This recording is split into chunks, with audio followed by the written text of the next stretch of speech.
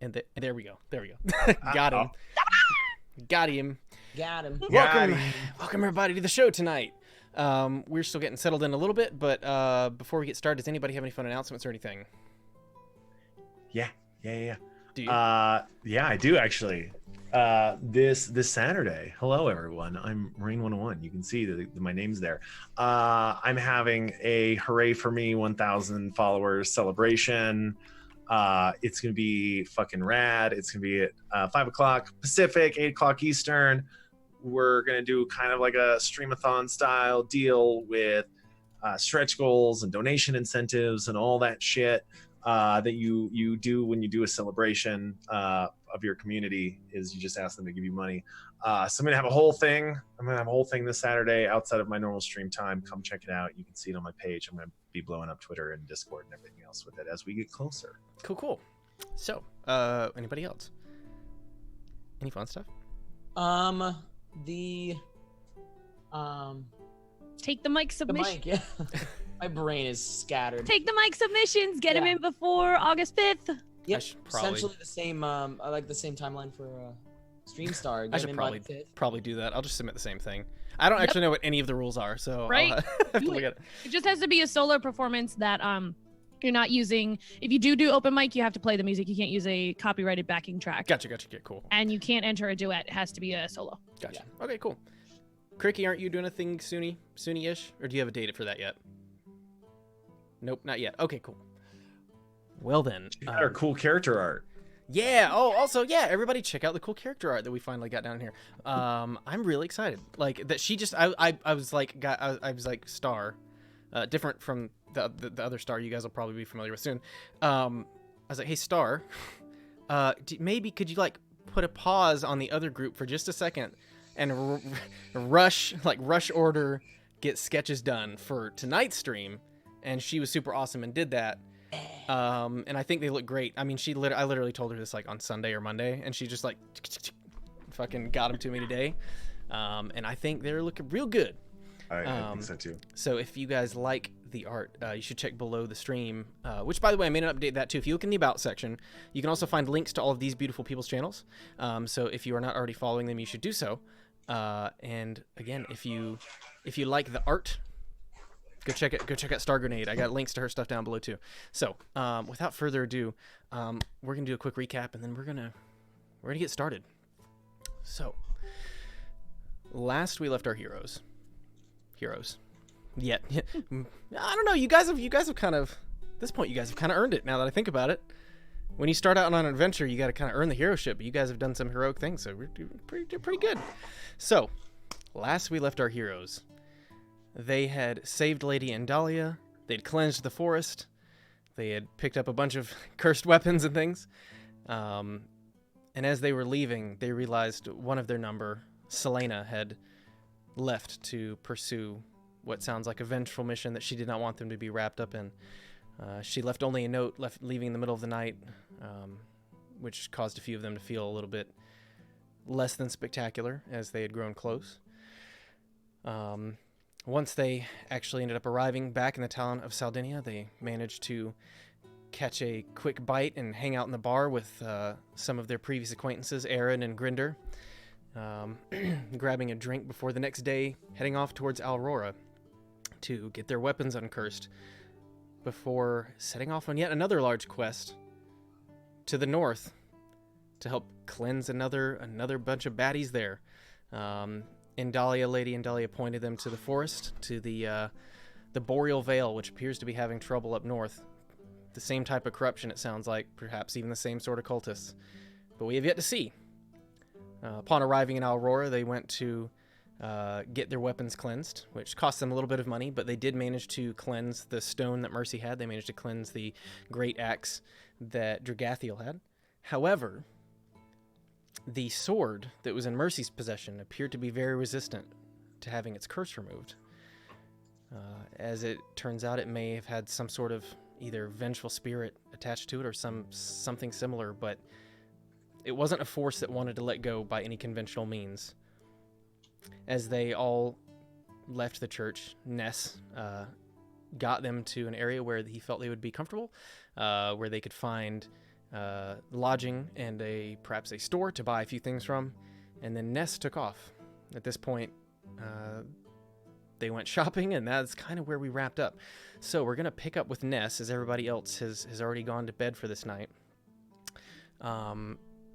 So Ness, you were heading to your house. Mm-hmm. Okay.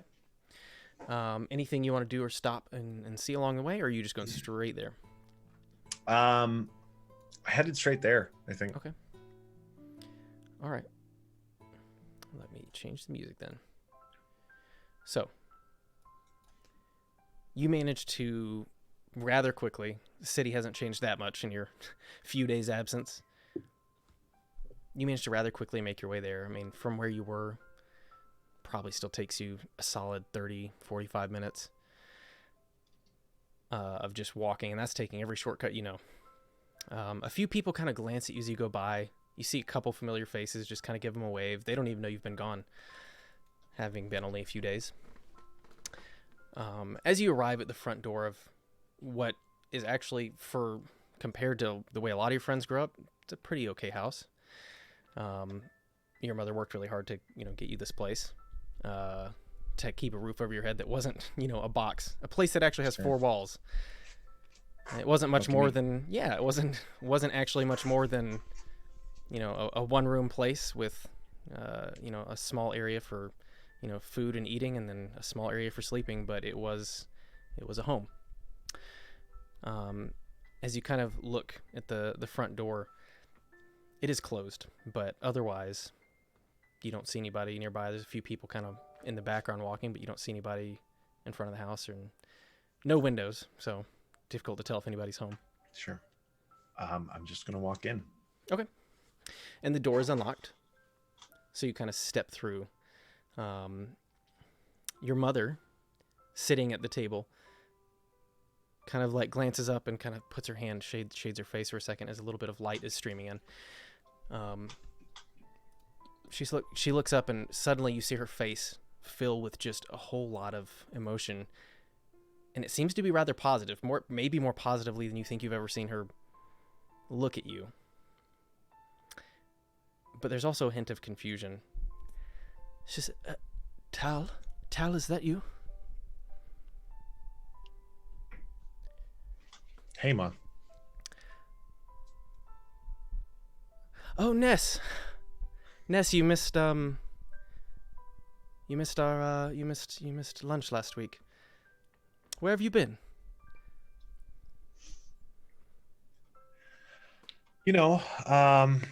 Taking care of a few things. I see. Sorry, I'd have a little bit of, I guess a little bit of thing going on, and I'm just having a hard time. Some days are harder than others, so. But I'm glad you came home. I just seems like you've changed since the last time I saw you. I don't know. Yeah.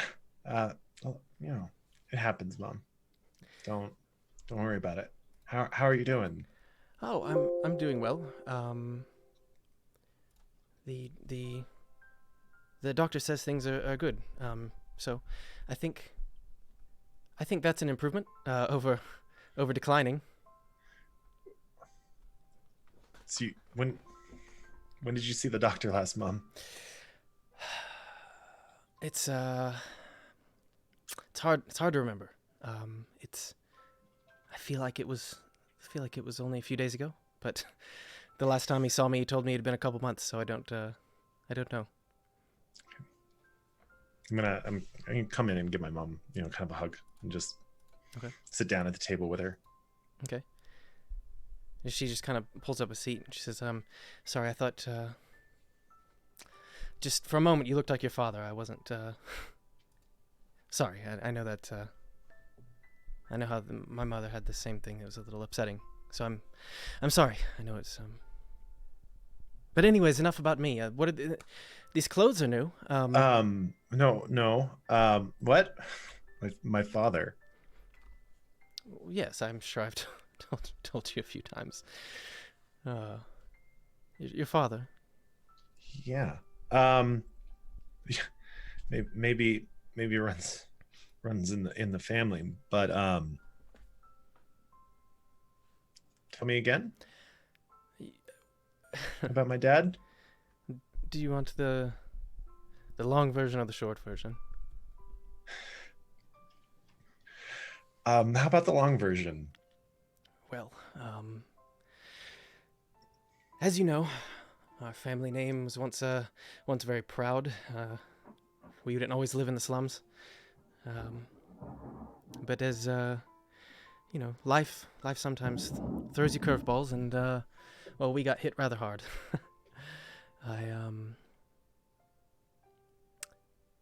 Before you were born, I was betrothed to a man named Talvoxy. Back when our family had a little bit of clout, or I think, or at least our name did. I don't think we. Best I can recall, my family was never more than middle class. But well, my father fell on some hard times, and we lost a lot. And anyways, you know all this, but anyways, the Talvoxy, he became rather stricken with me at a rather young age when his family was visiting, and well, you know, he begged and pleaded with his family, and though we came from little, they agreed, and at least for a time. And for a time we were happy. And then you came along, and it was the best time of my life. And well, you know how things go. They found a better suited partner, and he moved on. But I always hoped he would come walking back through the door one day, and you just, now that you're all grown, you look so similar. It's so handsome, and she kind of reaches out and pinches your cheek. Thanks, Mom. Thanks. So tell me, I'm sorry. I know this is upsetting, but I thought it was last week, but when was the last time I saw you? I don't know how long it's been. 5 years, Mom.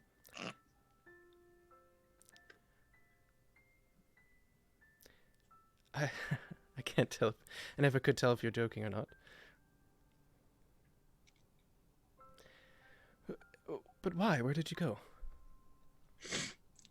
Then I kind of pull out my holy symbol and kind of raise it up, and I say, "Well, I joined the Church of Yua." Oh, that's so good. That's so. I'm very proud of you. You seem. I mean, look at you. You're wearing clothes without, well, at least fewer holes. Yeah. Yeah. Yeah. Thanks, Mom. A week.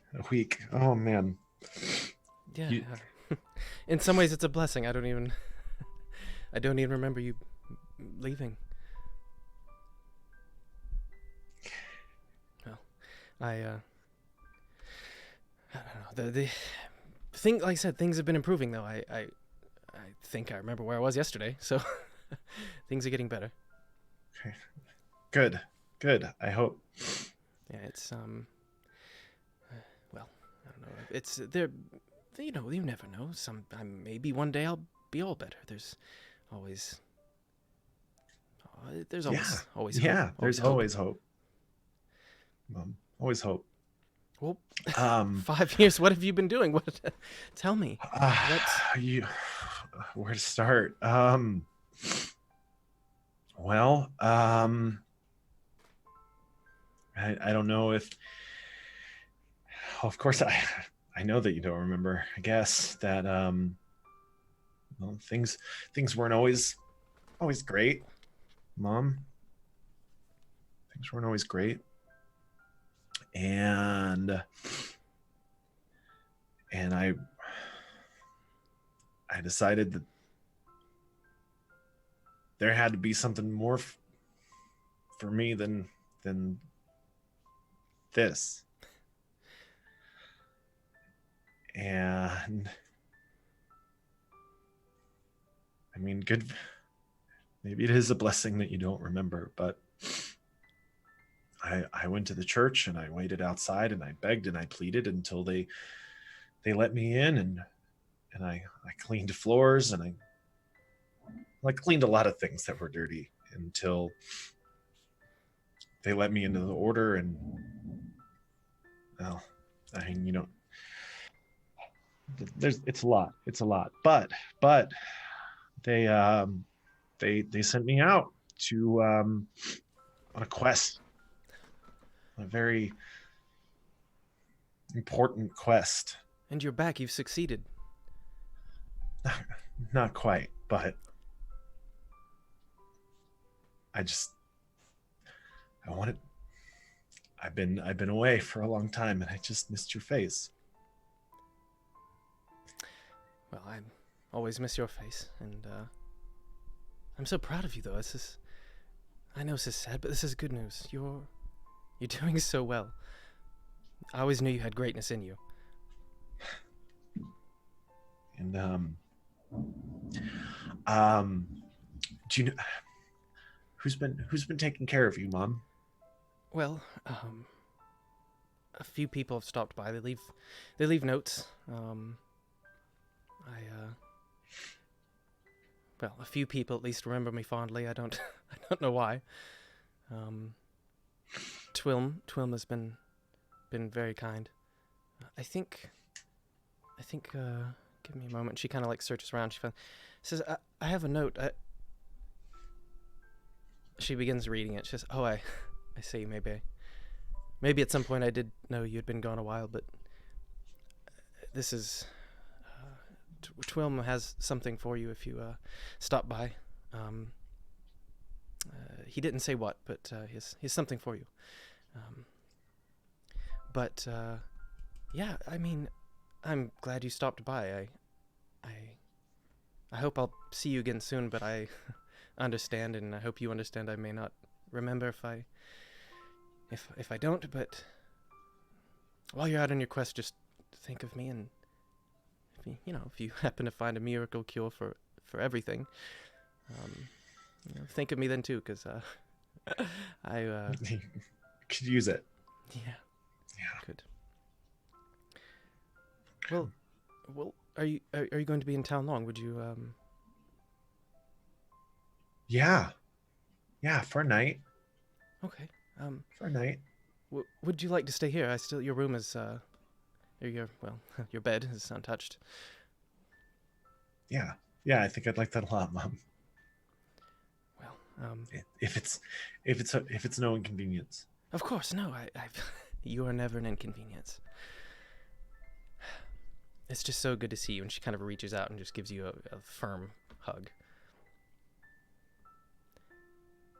Yeah, maybe in the morning I'll go talk to Twelm and see what he's got for me.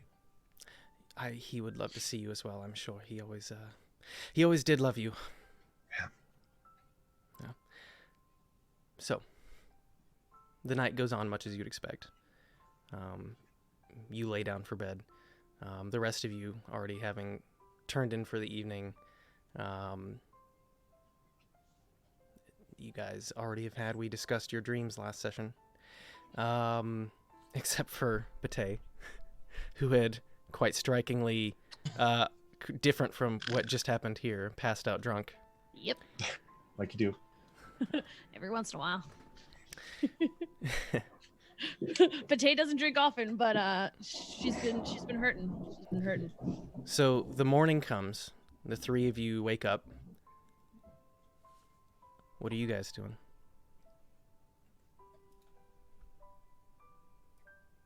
Probably vomiting. Probably. Roll me a Constitution check, Bate.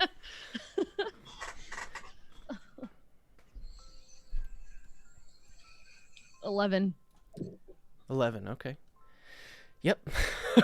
there are vomits to be had from Bate, who drank to excess last night. You wake up, immediately have to rush over to the bucket beside your bed, and you nearly fill it. I don't even think I ate that much. Yeah, it's impressive. Where is this coming from? So, Ugh.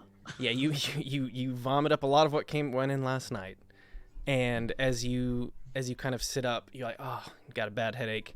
You're not feeling great, but you feel like maybe a little breakfast might help. The other two of you guys, what are you doing? I'm heading downstairs for breakfast. Okay, very good. Mercy. I'm gonna follow down for breakfast. Okay.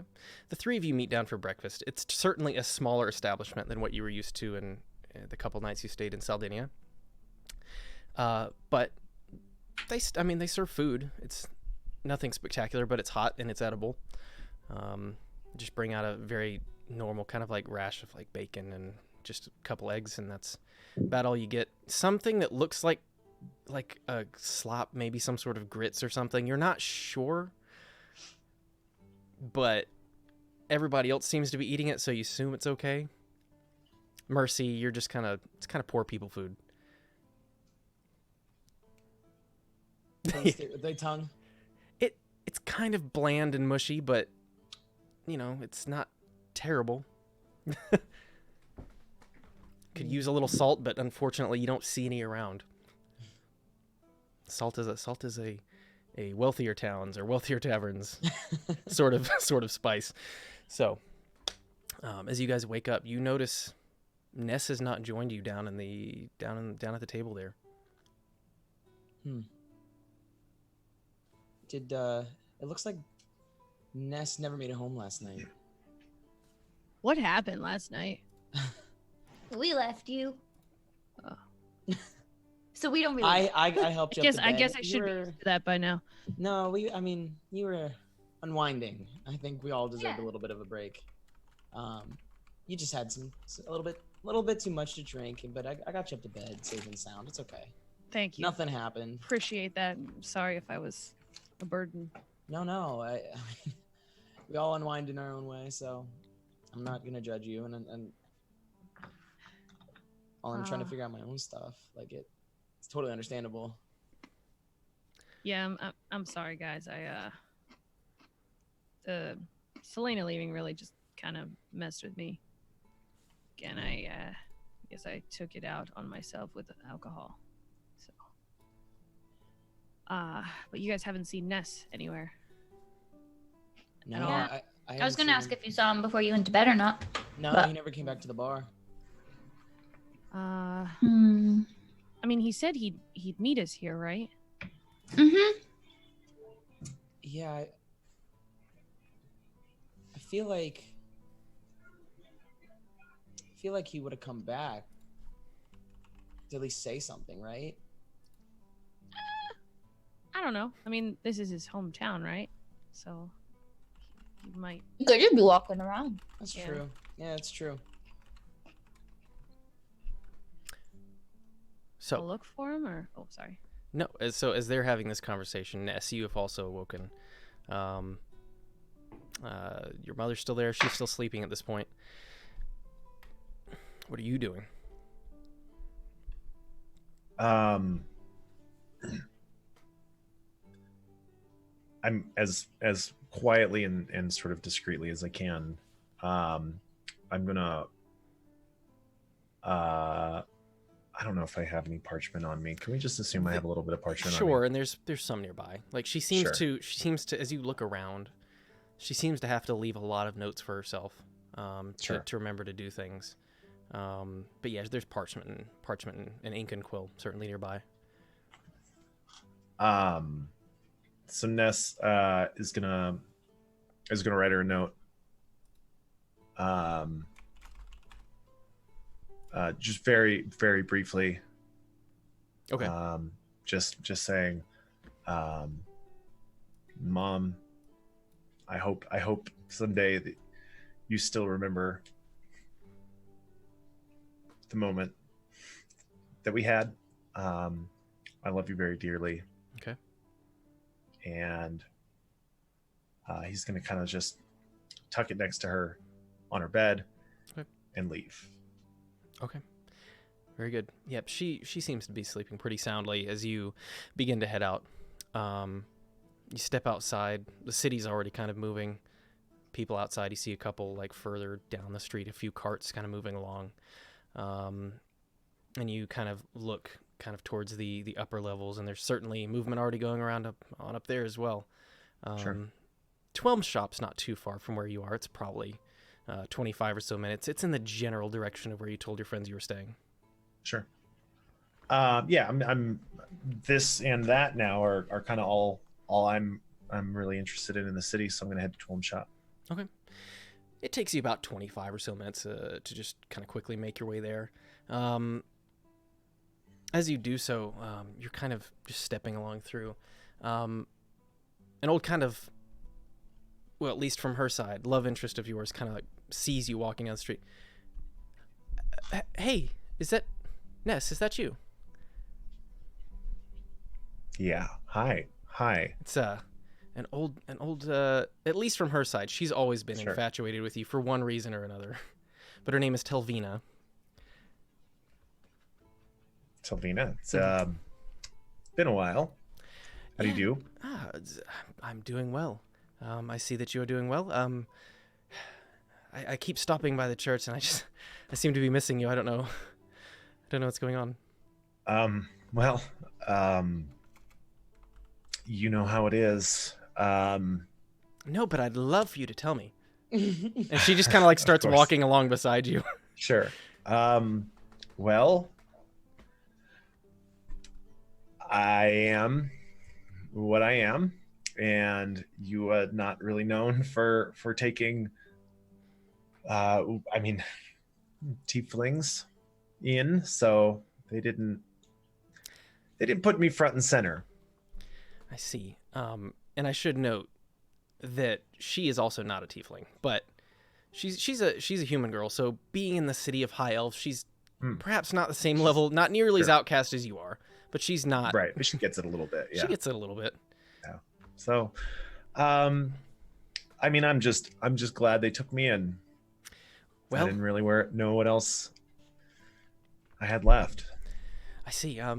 I took up blacksmithing myself. I think it's been a little while since we've probably gotten a proper conversation other than passing. So, Sure. But yeah, I've Blacksmithing. That's excellent. That's good work. yes, it's, Hardy work. It is.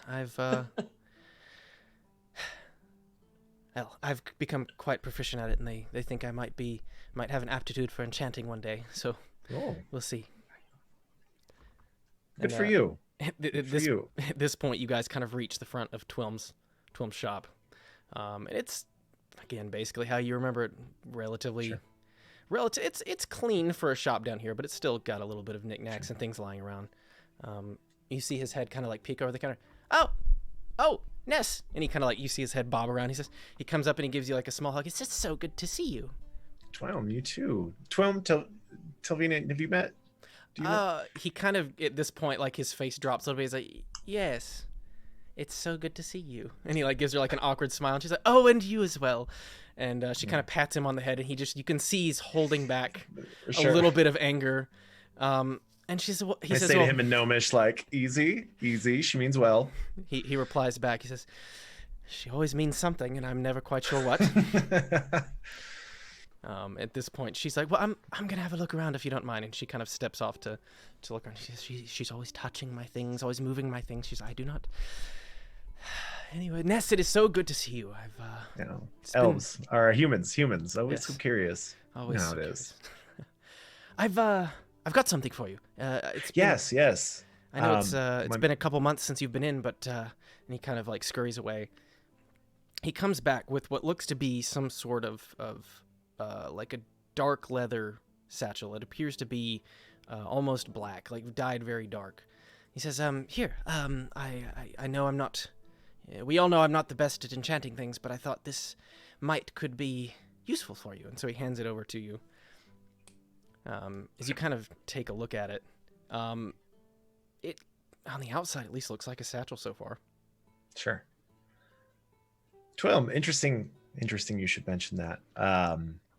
this all in gnomish back and forth. Sure. I would imagine.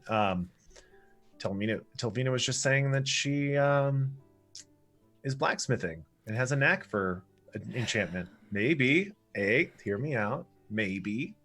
I know you're never looking too far for another business opportunity.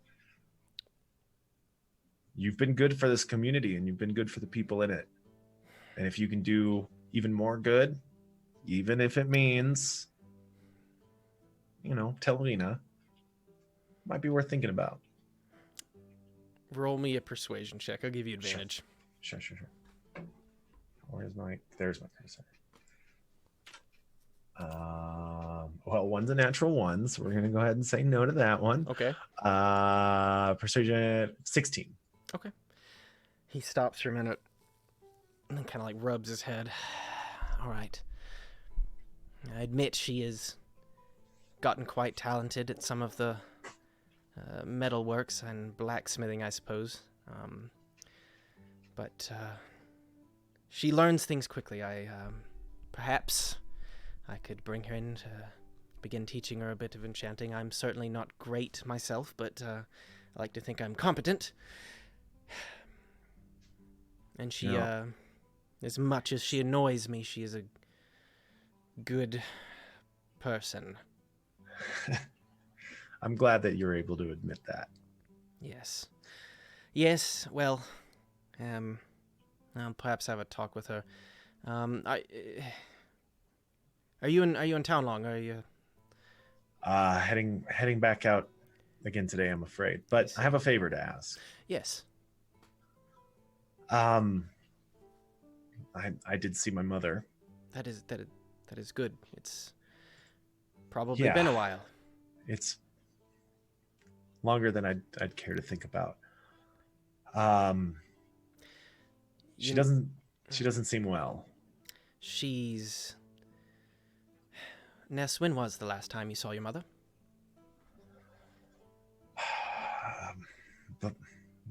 Before I took up the order. You as tits, what is wrong with you? They don't just let me out for no good reason. I mean, I was lucky enough to come by and see you from time to time, Twilm, on official business that could have gotten me thrown out, let alone running home. Well, what do you want? And it's, you know how it was.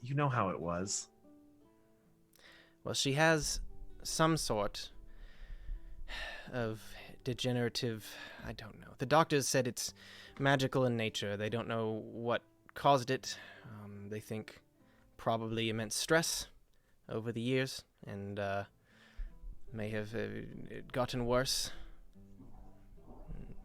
recently, relatively speaking. A few years ago, it seemed to come to a head, and she, let's say, didn't have things together very well. Thankfully, a few of us, her friends, and he kind of looks at you closer and he says, and especially Telvina, have been taking very good care of her. But the doctors say, at least as far as conventional cures, they don't think there is one. They said perhaps some very powerful magic may exist, but who knows? Since the awakening, things, the rules don't always apply. Yeah, it's been an interesting time, hadn't it? Yes, it has. Well, I want to ask you a favor, and I pull out 150 gold pieces. Okay.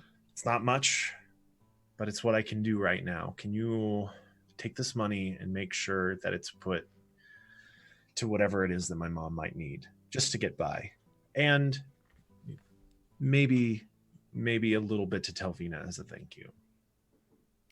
As you see fit, you know more than I do. Of course. When should we expect you back? It's a good question. I don't know. They've sent me out on a quest, and I don't know. It might all be nonsense, but I have to go. I mean, if I can do something good for the world, and if along the way I can do something good for us here and Mom and you and everyone else, then then I'm gonna do it. Or, It is very noble, and I wish you the best on your quest. But do stop home from time to time. He says, and at this point, he kind of like opens the sack you've handed him full of money. He's, holy shit! yeah. He likes. So you just carry this around now. Look at you, high and mighty, just coming down among the common folk. Sometimes, yeah. Well, well. I will see that your mother is taken care of. Thank you. And if you find anything else more, if the doctors find anything more, can you just pop into the temple and see if they can't send a runner or anything else? I'll try to keep my eyes and ears open. Of course. Along the way. I'll do what I can, and well, best of luck. I don't. He kind of like leans in for. Do you want? Are you trying to slip? Do you want to tell Venus kind of preoccupied? Do you want me to keep her? Or do you want to? No. I'll say my goodbyes. The right way. This time. What? But before that, you said enchanting. This bag, this satchel. Yes. Something I should know? Well, try looking inside. Okay, so I open it up like a kid on Christmas. Okay. As you open it up and you look inside, you don't actually see a bottom to it. You kind of reach in. Seems to be a lot of space in there. However, as you're reaching around in there, your hand finds something. Ooh, I like that. What's this, Twilm? You little scamp. As you pull out whatever it is. As you go and pull it out, this rather large mace kind of comes pulling out of this this bag that should not be able to hold it clearly. Sure. And it's not as fancy as some of the other weapons you've seen, but as you kind of like feel it, like it's definitely got something to it. He says, yes, it's the best I could do for now. Says, and Telvina helped a little bit as far as making the whatever. Anyways, but the weapon you're looking at, it's a mace. Seems pretty nice. As you look at it, it's definitely got magic about it. It is wrapped with a rather nice leather handle, but otherwise it seems to be almost like one piece of some sort of metal. It's not just steel, it's something else. But you kind of like, it's nicely weighted. You kind of like give it a nice little bit of a heft, and you're like, oh, it's definitely better than any stuff you've touched in your standard life. issue. Yeah. So this is exceptional. Say what you want about your skills, but I've never seen anything quite like this. This isn't steel, is it? No, it's he kind of like looks around. He's like, it's silver. So just but I've got some enchantment. Gonna be a little lighter, so shouldn't be. But it'll be very easy if you take it to somebody more skilled than I. You should be able to do.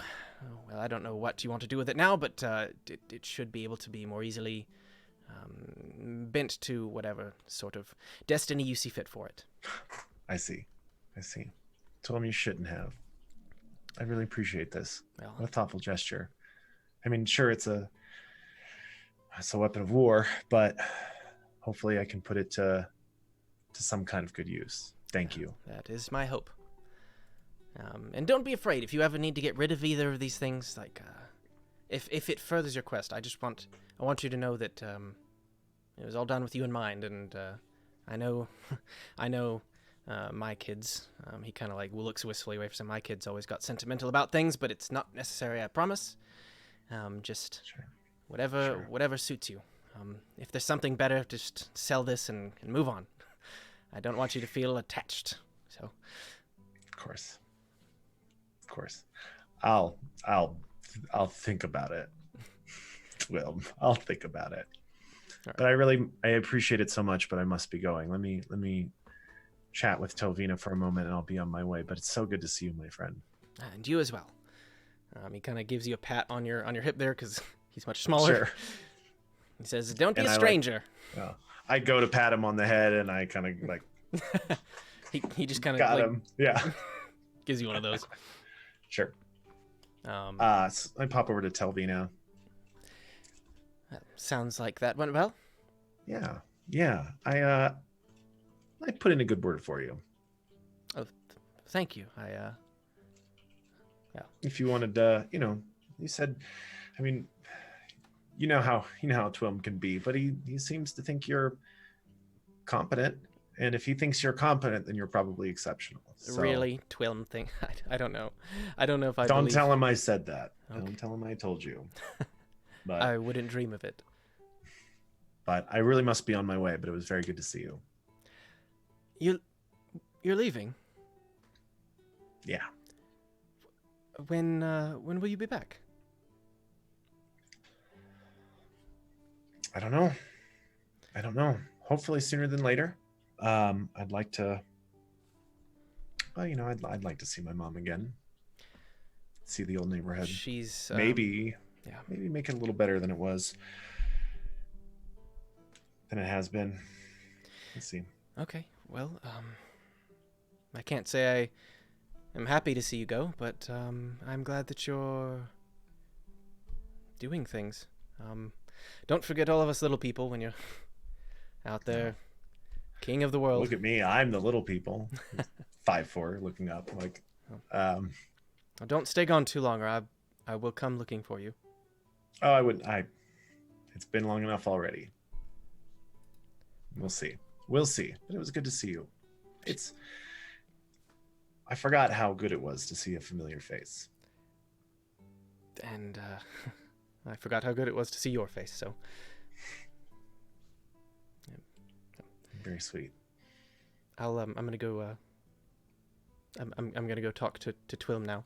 She's kind of holding back some emotions at this point. Right. So. And I make my way out the door.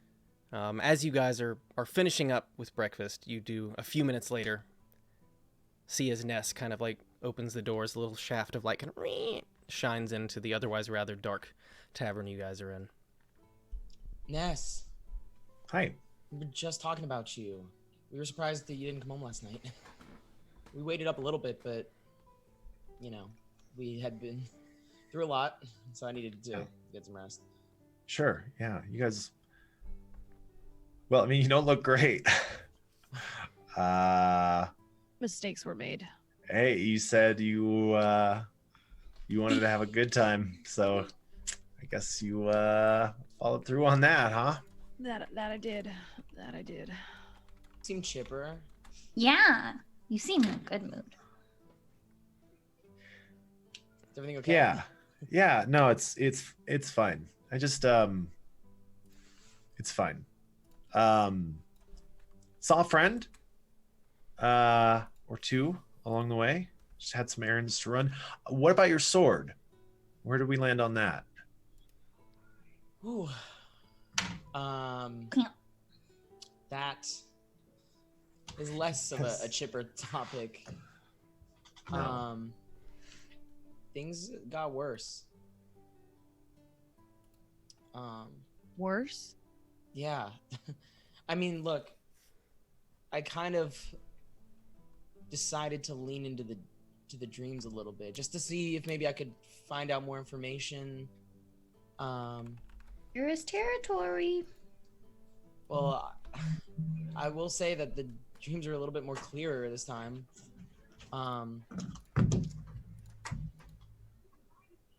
And I don't know if I'm quite ready to share what they said, but it was a lot to think about. I mean, if you want to see it, it looks different. It looks different? Yeah. I mean, look at it. Saying this, he kind of pulls it out, and you guys now see, instead of a longsword, he is now holding what appears to be a rapier. It's still very fancy, with the whole kind of handguard kind of just glowing in gold. It's very, very pretty still. What's that dainty thing? Can you make it into whatever you want now?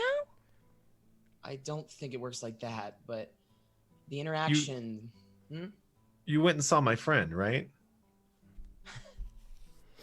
That I will say that I probably didn't do what I should have done.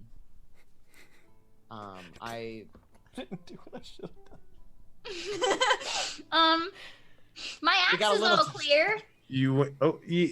Yeah. I recall that, but we went to the temple, yes. and the maester was like, we would need to get the archmaester, Mhm. and then I was like, well, maybe go and talk to my friend.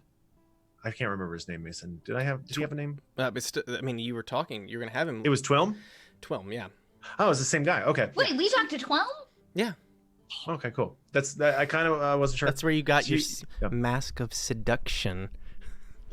Mine. Don't look at me. Not you. We So need you- to test that out, by the way. You went in and talked to my friend Twilm, and you mentioned me, and you looked at the sword, and you learned nothing. I think we might have. Pretty Remember that Wow. step 2? I don't think they did. I don't think They. step 2. Yeah, we didn't. We uh, got distracted. I didn't know. There were so many shiny things. I just wanted potions. I got what I went for.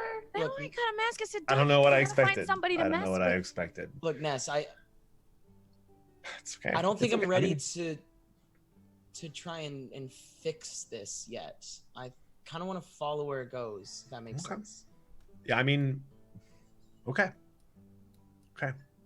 Like I said, maybe its intention is insidious, and maybe its intention is actually just and righteous. I mean, I don't know about leaning into it, as you said, but You know, if there's one thing that it James told me, is a choice. It is one of many options, and if that's the one you're going to choose, okay. well, I will. I may not know if it's gonna end somewhere good or bad, but what I do know right now is that it definitely falls somewhere in between. Well, that's just life, isn't it? I guess, right? But I don't know. I feel more purposeful than I have in the past. Some direction. Feels good. Okay. Plus, look how beautiful this sword is. I'm sorry, guys. Look, it's beautiful. I mean,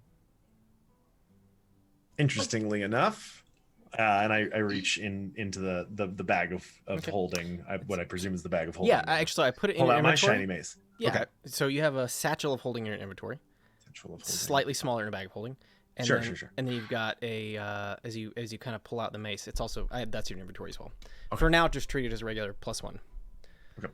So, yeah, you guys see as he pulls out this kind of gleaming silver mace that seems much fancier than the rather old and kind of worn around the edges, almost maybe rusty, plain steel one that he seems to maybe not taking the best care of. This one's much nicer. And I kind of unlike being dainty rapier, I kind of lean in and I'm like, now that's a weapon.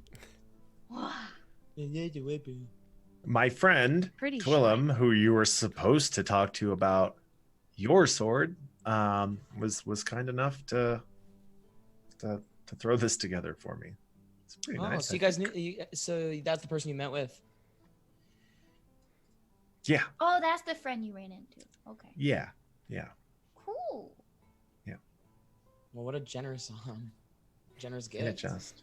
Yeah, he's Out of nowhere, he just gave it to you. he's just that kind of guy. Anyway, enough about all that. I mean, it's morning. We should Wait. probably You were gone all night, yeah.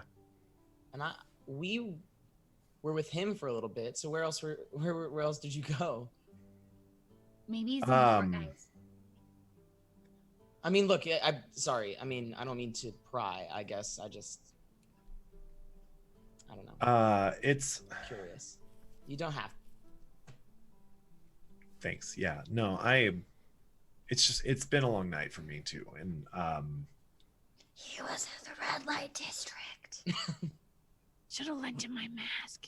Yeah, you should have. Oh, I'm a bad friend. At least he Can had we a just- movable rod. Oh my gosh, he's right. Yeah, You know, we can hear what you're saying.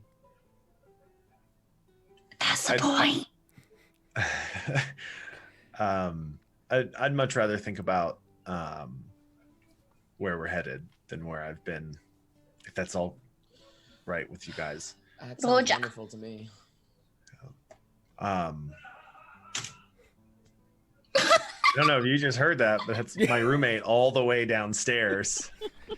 He must be watching a stream and thought it was really funny. Oh, I'm sure he was. Yes. I heard him Big loudly. fan Like, of he walked whisper by and was like loudly muttering because he's one of these guys. Like, you get a phone call and you like answer it and do this. Yeah. He goes boop and puts it on speaker and walks around like this, yelling at his speaker. No. Yeah. So I was looking at your membership. I had a couple of questions. I'm like, what is? This is the quirky Exactly how my not- grandma talks on the phone. Yeah. He's like an old man, like confused by this wondrous new technology. Like, Oh. it's fucking Dad. great. It's excellent. And also, but anyway, yeah. Let's just.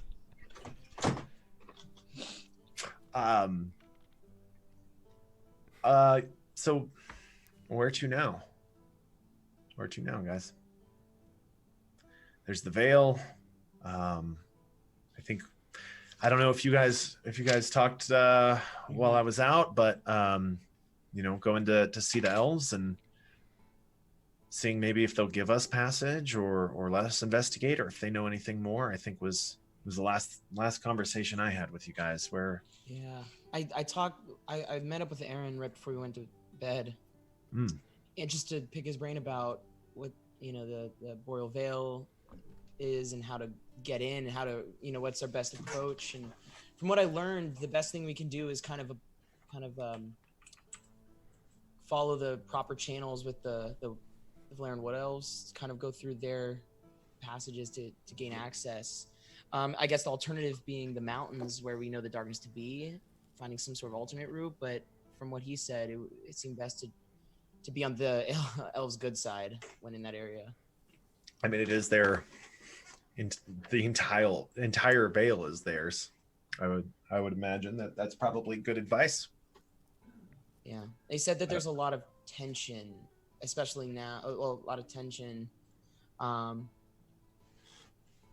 with the darkness that's been spreading, but also, with Listoria. I'm so proud of you. Taking notes like a boss. Right? Listoria. He said that alternatively we could check in for more information with if we ever went to White Rock or Listoria, but because of that tension with the Wood Elves, and we might run into issues, so we may be best just heading directly to the Boreal Veil and seeing if we can offer our services, I guess, or see at least if there's any way we can target this darkness from their side. What do you guys think?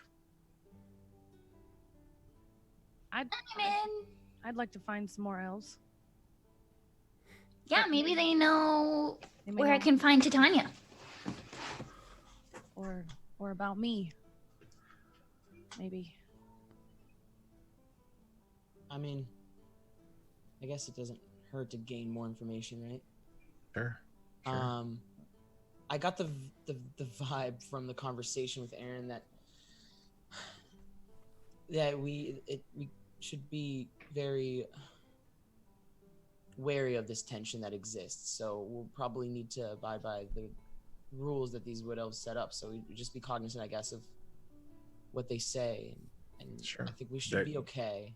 Their house, their rules kind of thing. Yeah. Understandable. Sure.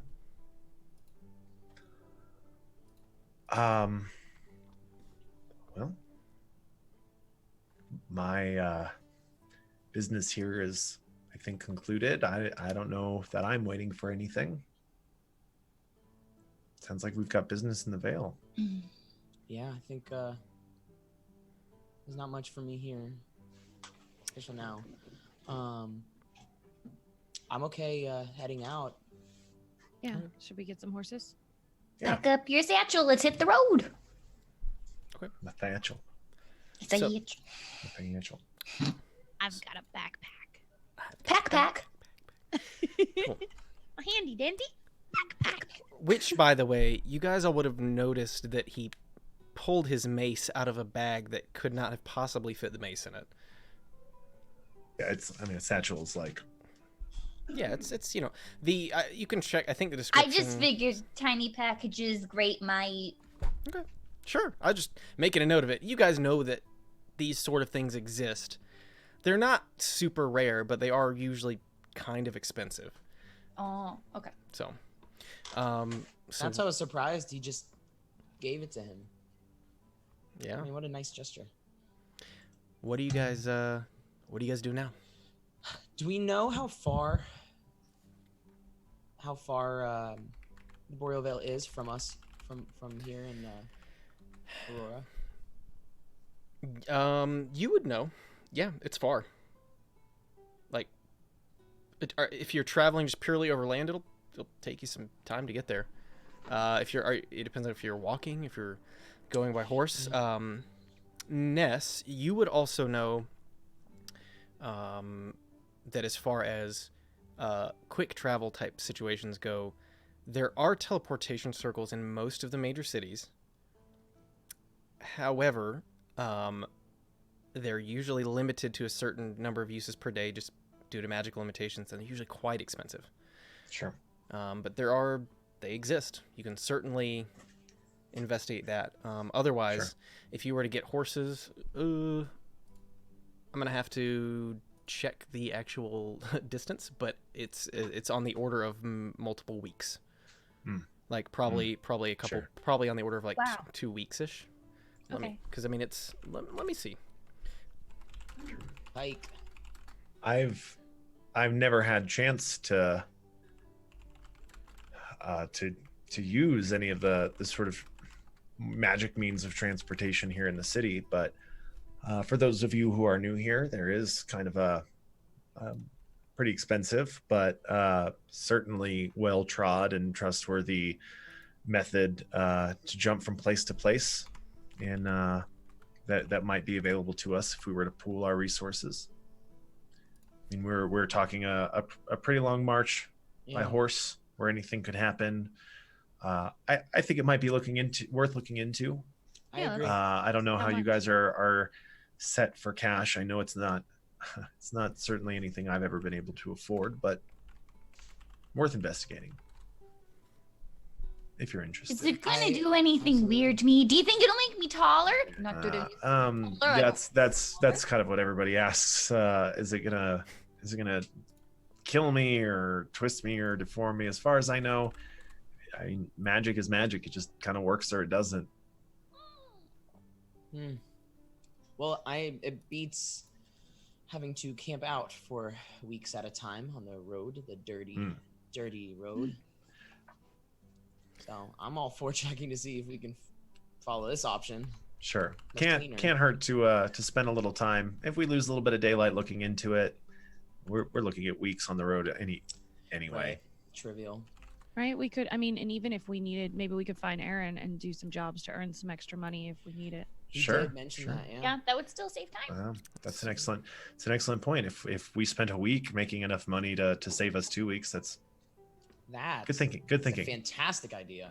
Absolutely. Well, let's go find out. Like I said, I've never used it, but I mean, everybody from the city knows where these places are at. So let's head that way and see. Maybe it's something that we can do. Save us some time. Let's do it. You know where we're going? Oh yeah. Oh yeah, and you do. So you rather quickly. It's about 10 in the morning at this point. You guys make your way closer to the city center. Of course, the actual teleportation circle itself, not located on the bottom levels, but you guys managed to navigate through the bottom levels, seeing much of the same scenery as before, just kind of not necessarily complete destitution, but certainly not the shiny, pretty, shining faces and people and money and things that are on the levels above. But as you make your way through, you do eventually arrive about, give or take, about an hour later, having ventured deeper into the city towards the center. And what you guys see as you kind of like climb up the steps to this main thoroughfare in the middle of the city is just, you are now basically dead center. All around you, it's kind of a large circular courtyard, like really, really big area. There are many different shops and things, a few different vendors like out on carts and things. It's just generally lots of people and smiles. There's a little bit of kind of a garden area with a few exotic looking trees and different types of flowers in the middle, like looks like people are kind of walking through. All around you, these towering silver towers. Specifically ahead of you, there's one that appears to be a little bit, we'll say, girthier than the other towers, a little bit thicker of a building. It definitely, it's definitely, while the other ones are certainly intricate, this one has a simplicity to it, but in a way that almost makes it look more important. It seems to be a place of authority of some sort as you guys kind of like head towards it. You do see like a few people kind of like looking just kind of inside the building as you kind of cross in front of them, like, man, I wish one day I tell you I'm gonna see the world, but not at that price. As you kind of walk away. You guys make your way inside, and what you see is kind of a small teller type counter. There's just two people kind of sitting there. It says, hello, welcome. They kind of see Ness and Mercy, and it's nice to see you, as they pause for just a split of a second and resume their kind of happy facade. How might we help you today? We're looking to secure transport perhaps to the Vale, and we're interested in the going rate. I see. Well, teleportation directly to the Vale is not possible. The closest major hub would be White Rock. If that is acceptable. Let me see. Certainly. How far away is White Rock from the Vale? It's not too far. Maybe a day's ride from the edge of the Vale. Or two, depending on the course you take. And she's kind of like, you see her kind of like looking at a couple things. We do still have availability this morning, if you are looking to go today. Don't see. So, as she's kind of looking, well, actually, I'll just tell you the price. So, just for one way, it's going to be 250 gold, which is not cheap. For all of us or per person? Per person. So it's about 250 gold per person. Somebody there just blew all their money on a kid's slingshot. So it's if you would like to go today, I can have everything ready in the next perhaps half hour. It's 250 gold a person. I will say there are no refunds. I cannot guarantee that you'll be accepted on the other side. So if that is acceptable to you, it's right through this door, but I will need payment in advance. Absolutely, of course. I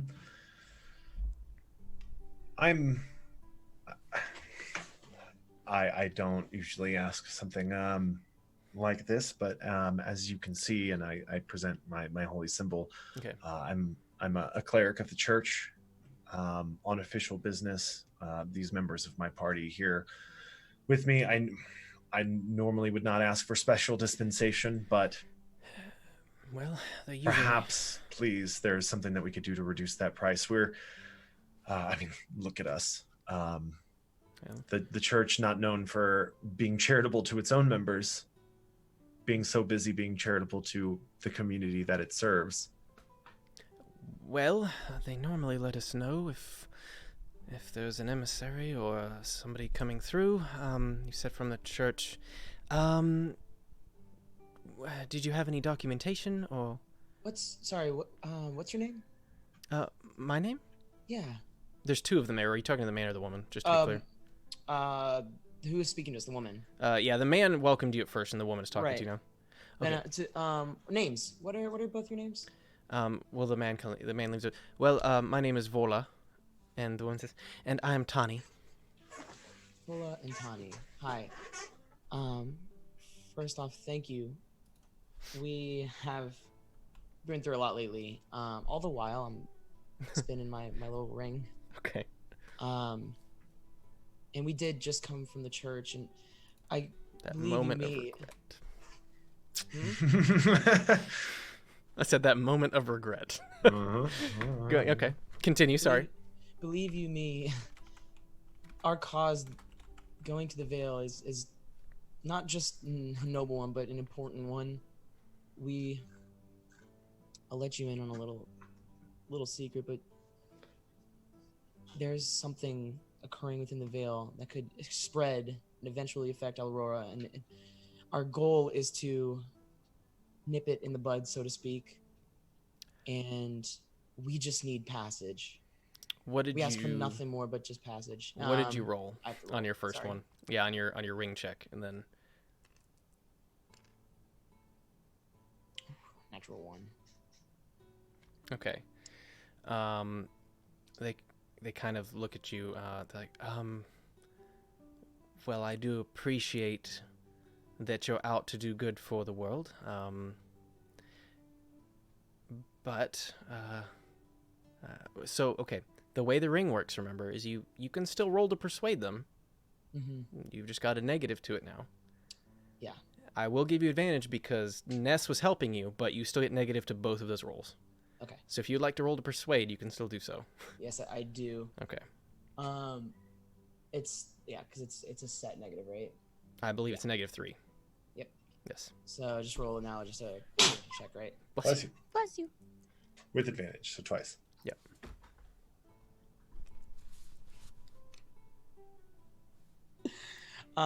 22 total. I rolled a natural 20. Both times. Oh, well, with advantage. So even With so, advantage. so minus. God damn. Okay. Yeah. So minus. with my +5 minus 3 was a 22 total. What's your charisma at these days? My charisma Yeah. is +2. My persuasion's a +5. Am I able to also slide on my mask of seduction at this? Oh my god! Not seducing them. God damn it! Feels like a bit much. This is Mistakes were made, Mason. Mistakes were made. That's fine. That's fine. Well, at least was you just guys gonna haven't argued about how to bury somebody for an hour this time. So I think we're doing okay. It's true. It's an improvement. They look at you, Mercy. Flash him a nice smile. Yeah, and they see your scarf and they see your nice smile, and well, I suppose we could give you a discount of sorts. You cannot tell anybody, but since it is for the church and for a good cause, we could give you the diplomatic rate that we give a lot of the other emissaries, and it'll be only on 150 per person. This is the right thing. Well, I certainly hope so. So Thank you ever so much. I have 150. I don't know if the rest of you have. Oh, I have 150. 150. I have 150. All right. Shall we? okay, go into White Rock then. Fist bump. Mercy. Gay. Before we teleport, Okay. Vola and Tani. Well, she told you it would take about 30 minutes to prepare. Right. Sure. But I just before. Okay, actually, you know what? Never mind. Thank you so much. We're gonna go prepare as well, and we'll be back shortly. Okay. Should we? Are you paying now, or are you going to wait? What are I'll you go guys ahead doing? and pay. I would pay now. Okay. I can pay now if it secures my spot for the morning. Okay. Yeah. Yeah. It will. So if you pay now, you will secure your spot. Otherwise, there's a chance that you may have to wait a day. Yeah, I'm paying now. Okay. Yep. So the four of you go ahead and secure your spots. You put in your names. She says, "All right. Would you like to be leaving immediately, or should I schedule for a later slot?" I mean, I suppose as soon as possible. I don't know about you, but I think we all are in agreement that we're ready to go. Works for me. All right. Give me maybe 30 minutes or so, and we should have everything ready to go. Excellent. Thank you so much. Okay. Very good. So in the meantime, during these 30 minutes, you guys, what are you doing? Immediately, I'm gonna as we step away, I'm Okay. just gonna gather everybody around. We should know what we're walking into, White Rock. So from what I learned from Aaron, is that the tension between the elves in the Boreal Vale and Lestoria is with the dwarves, the Asnodor dwarves. But I don't know who or what's dwelling in White Rock. I just think we should be careful what we're walking into when we arrive. If there's something we should be cognizant of. So maybe in this half hour, we'll just go talk to somebody.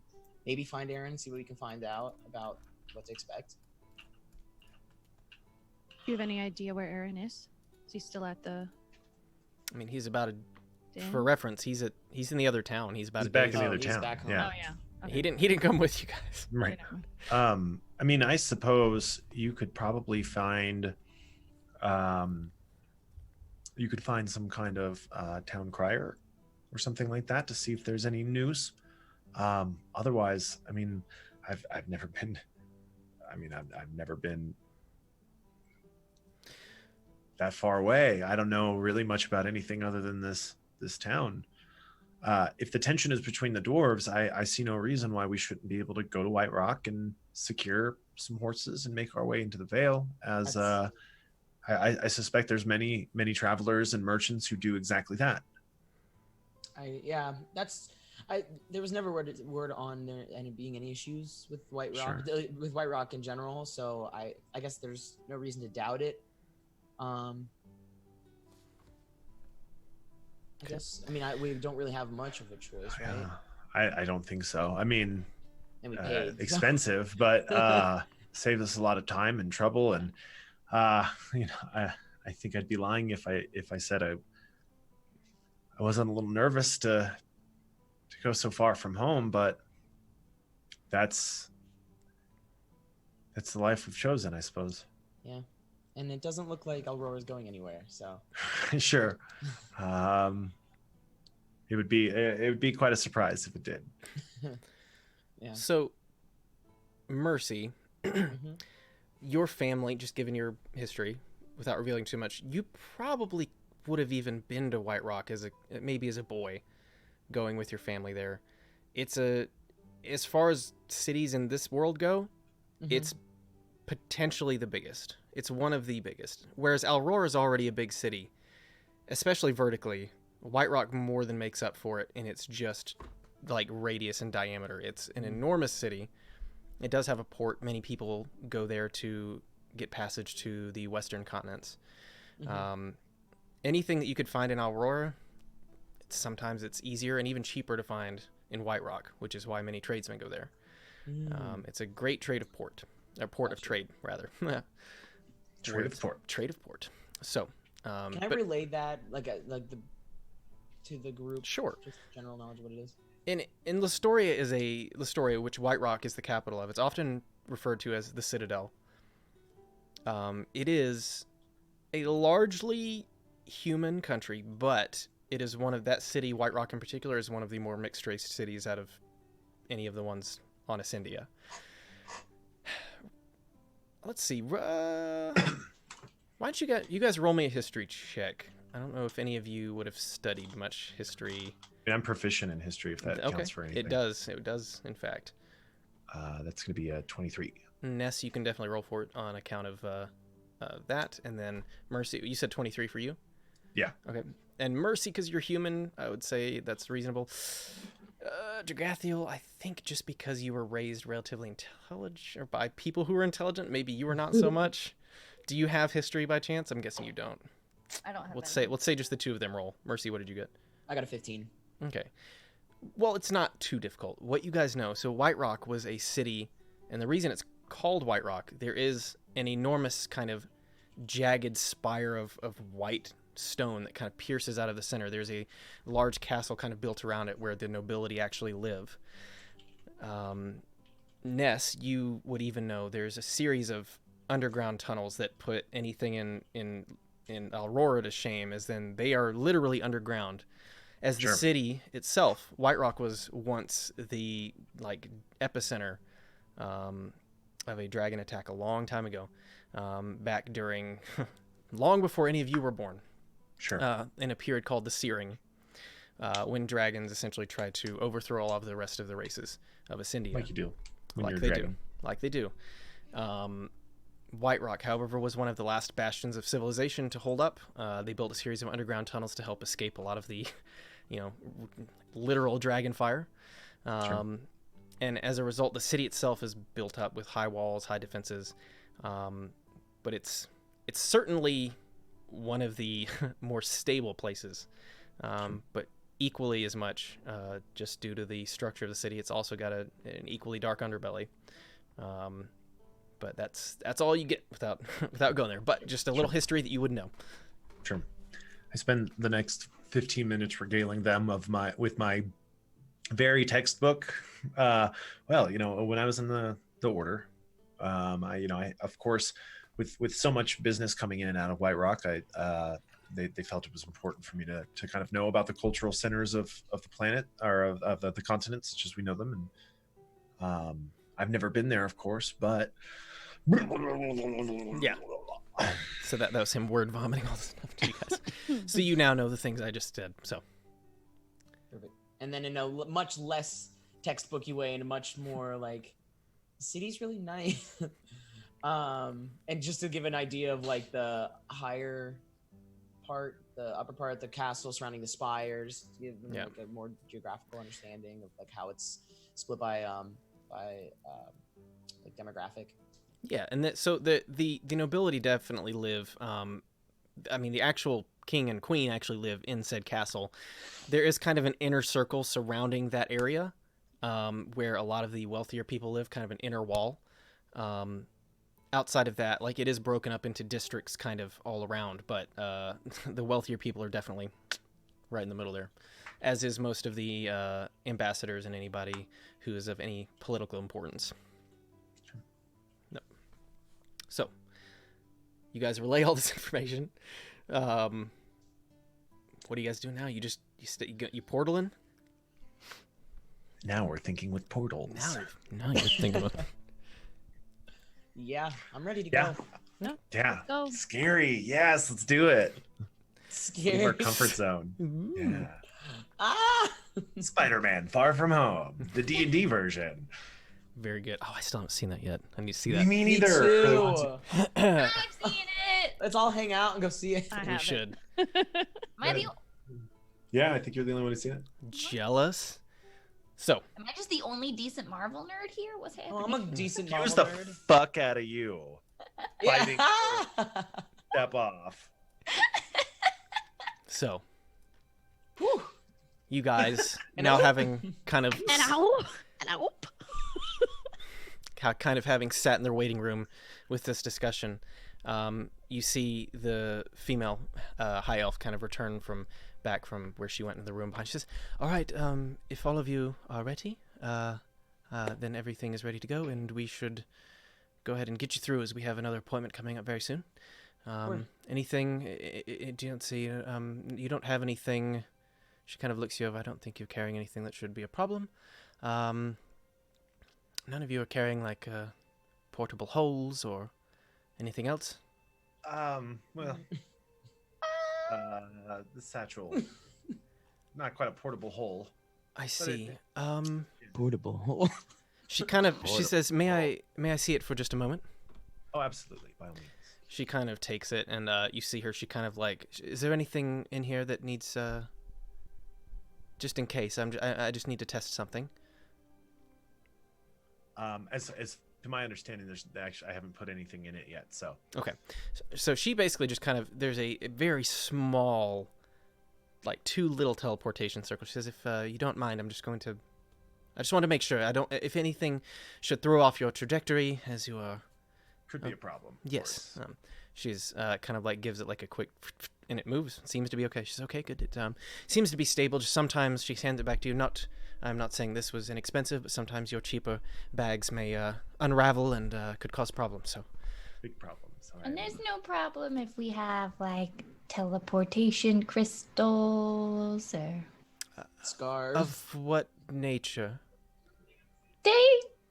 So you probably just don't set them off right as we teleport. Well, I'm not intentionally. Does it often go off accidentally? No, Well, I okay. have just a very curious question. I just don't want to die. if someone were to be teleported while holding on to an immovable rod, what would happen? Well, I suppose it depends on the nature. I think most immovable rods, if they were in the presence of the teleportation circle, would be teleported. They would stay in the same relative space, but they would still be teleported usually. So they would move, but not move. Correct. Movable, immovable rod.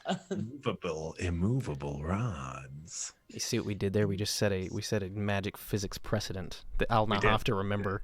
That's why I'm asking questions like such movable, immovable rods. Paradox.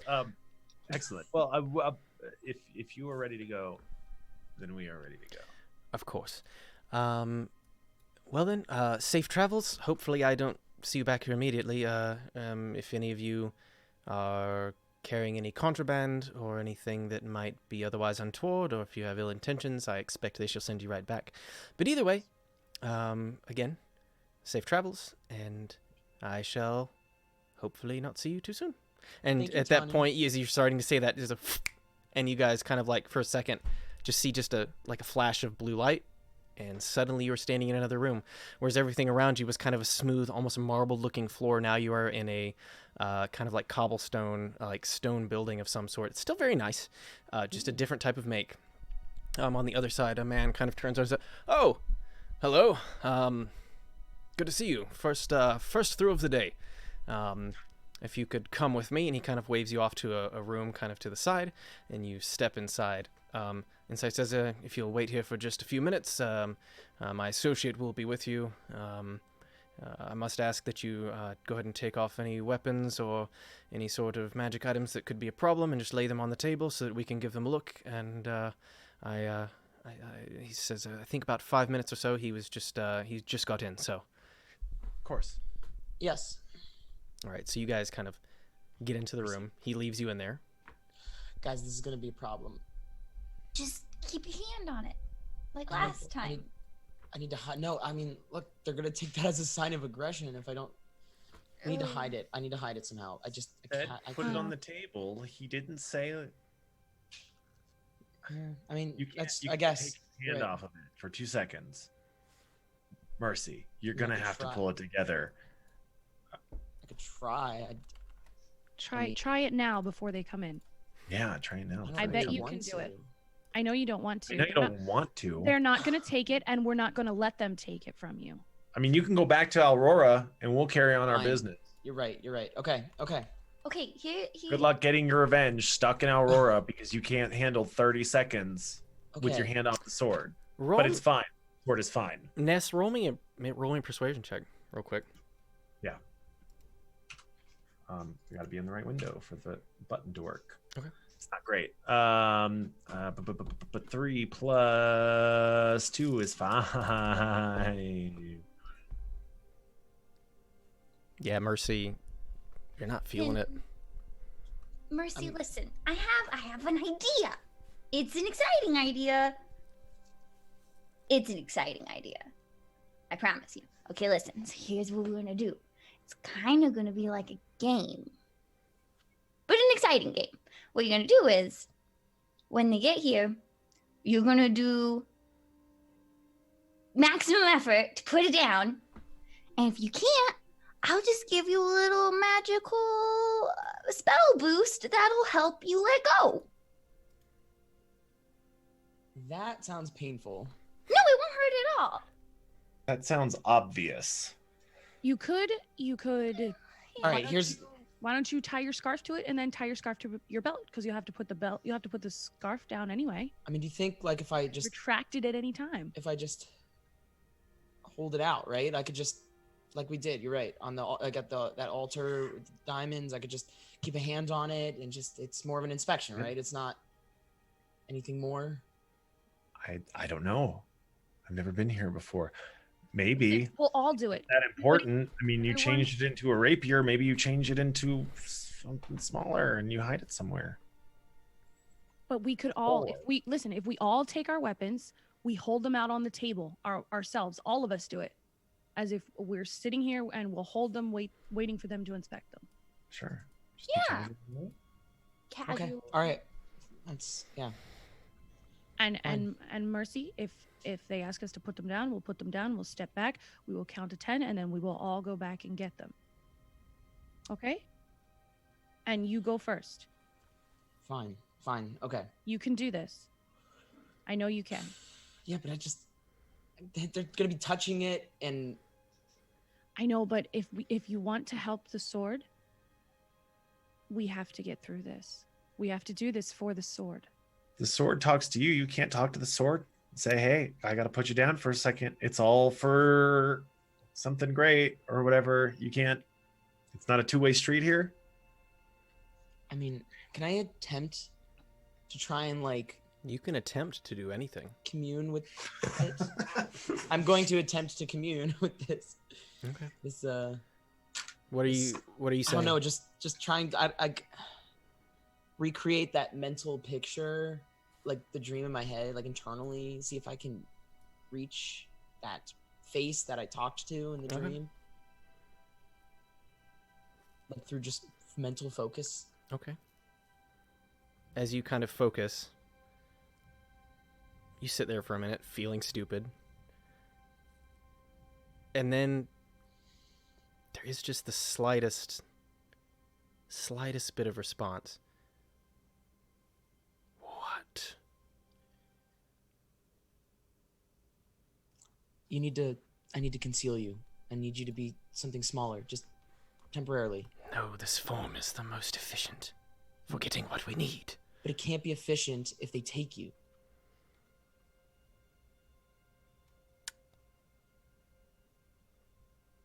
Roll me a persuasion check. And I'll say with advantage. With advantage, okay. 15. Okay. I do not like this Me at either. all. But if it is necessary to get our vengeance, Mm. perhaps for a moment. And at this point, you kind of, for just a second, you feel like a weight that you didn't realize was there be lifted from your shoulders for just a moment. And you look at the sword, and while you still very much don't want to let it out of your sight, you think you can put it down on the table for just a moment. All right. I remove it, put it on the table. Okay. And my other rapier. Okay. So are all of you putting all of your items on the table? Yeah. Yeah. A few more minutes go by as a kind of white-haired gentleman, still looks like he's in good shape, but shock white hair, human male steps into the room. Says, "All right, I'm sorry to have kept you waiting. Is everything on the table? I don't want to find any surprises." All right, and you see as he kind of goes out, and he puts on like a glove of some sort that appears to be an implement that he uses for whatever he's doing, and he kind of like goes over all of your different items and things. All right, kind of like just for a second, you see him just focus over, move slowly down the table. Says, "And where are you folks from?" Aurora. Fine city. Only been there once, but it was very beautiful. Fond of it. All right. You see him pause over the rapier for a second, and his hand kind of like rolls back and forth a couple times.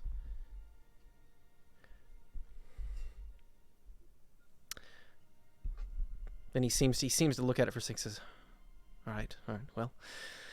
All right, you may reclaim your items. And at this point, he just kind of like steps back from the table. All right, so what brings you to White Rock? A little bit of business with the church. I see. We've, heard that there was perhaps need for our services. It's been some time since since anyone's really looked into the veil. From the church. Yeah, I used to go hunting there with my father as a young lad, but things have gotten a bit strict as late. Sure. What's I don't. Well, yes, they're not letting hardly anyone in or out unless it's absolutely necessary, or if it's importing or exporting certain goods. But again, I'm not super close to it, but being in the inner citadel here, I hear some things. So, Of course. could you tell me what exactly your plans are there? We don't want anybody causing any trouble. Oh, of course not. Of course not. I feel we have a little bit of insight ourselves into some of the troubles that may have led to this tightening, if you will, of the restriction.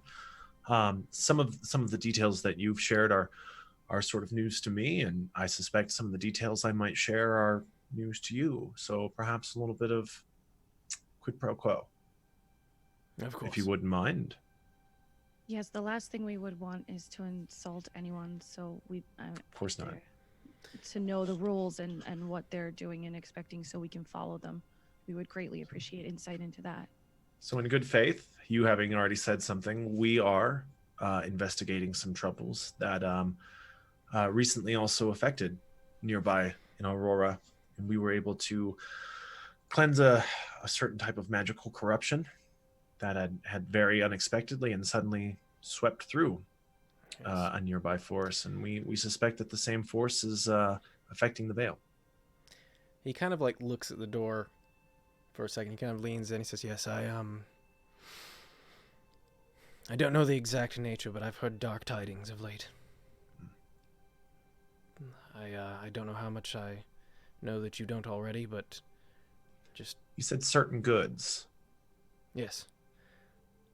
importing and exporting, that they're letting through. What kind of goods might those be? Well, nothing too out of the usual. The normal sort of things that we get in from our port. They have things that they like, but a lot of extraneous things they used to take in, like various silks from Telia, or other sorts of extravagant goods have been kind of cut off. It's largely been only food supplies and things like that, but outside of that, nothing super unusual. Just they seem to have, well, of course we notice it because we're not making as much money as you do, but outside of that, I don't know too much.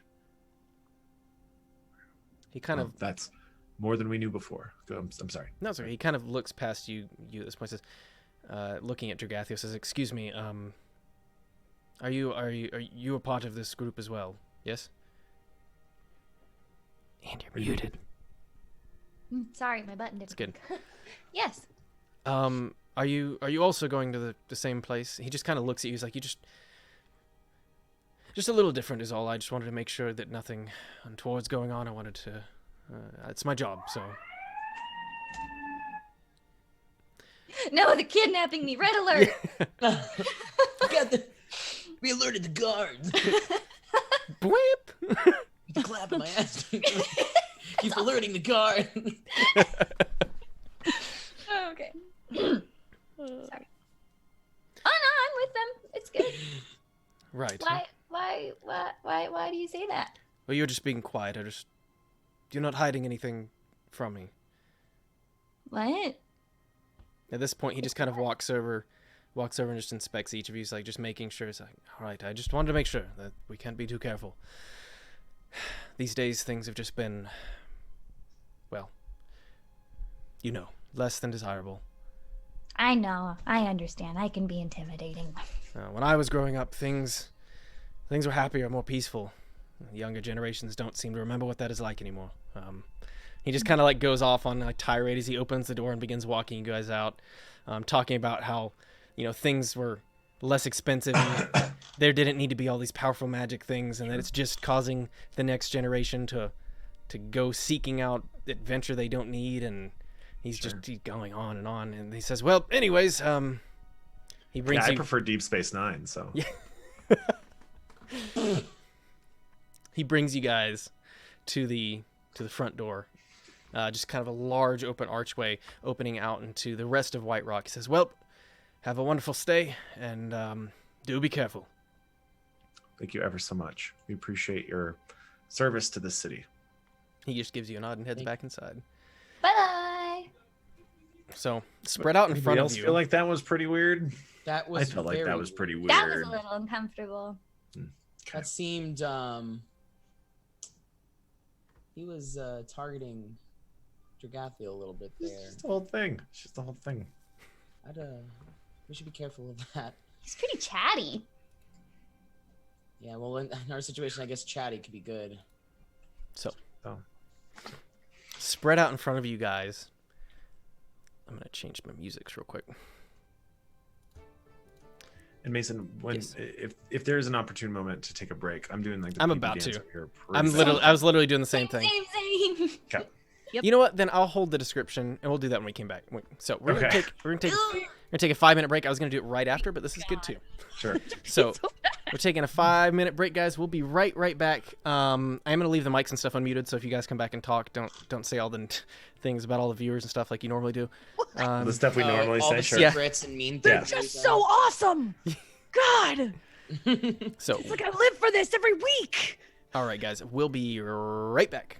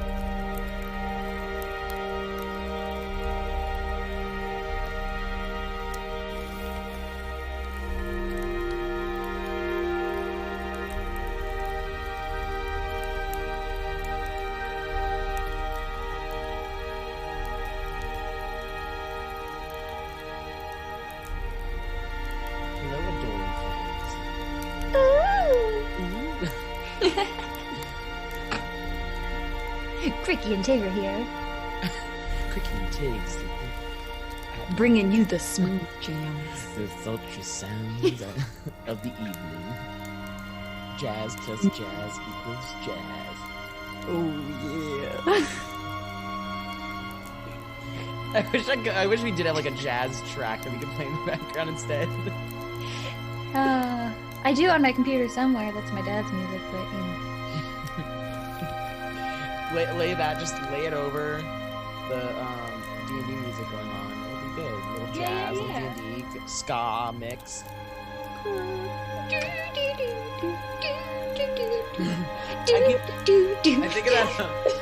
I think of that Gandalf thing where he's like dun dun dun dun dun dun dun.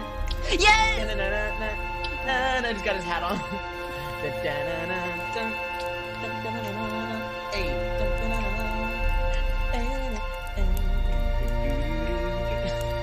That's gonna be stuck in everybody's heads Is now. that the music that's playing right now? No, we were talking about like we came back, we pretend we were a radio show, like a D&D. Hello, music and radio welcome show. back. I am like ready to rock, y'all. Me too.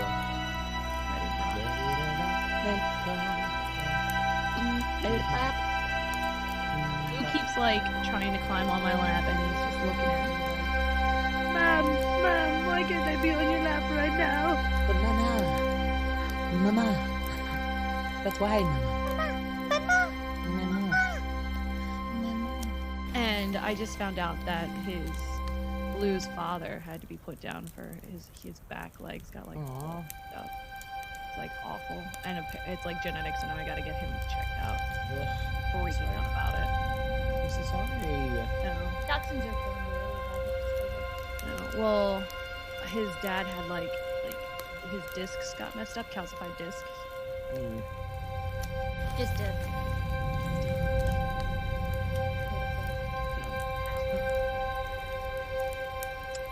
That took a turn. Yeah, no, sorry. No, I'm kidding. No, that's okay. I'm sorry. No, I'm wishing you the best. I'm just fucking I around. was like freaking out about it. What did I miss? Don't worry about it. Okay, cool. I'll tell you later. Tell you later. No worries. Is everybody good to go then? I'm good to go. Yeah. Okay. There's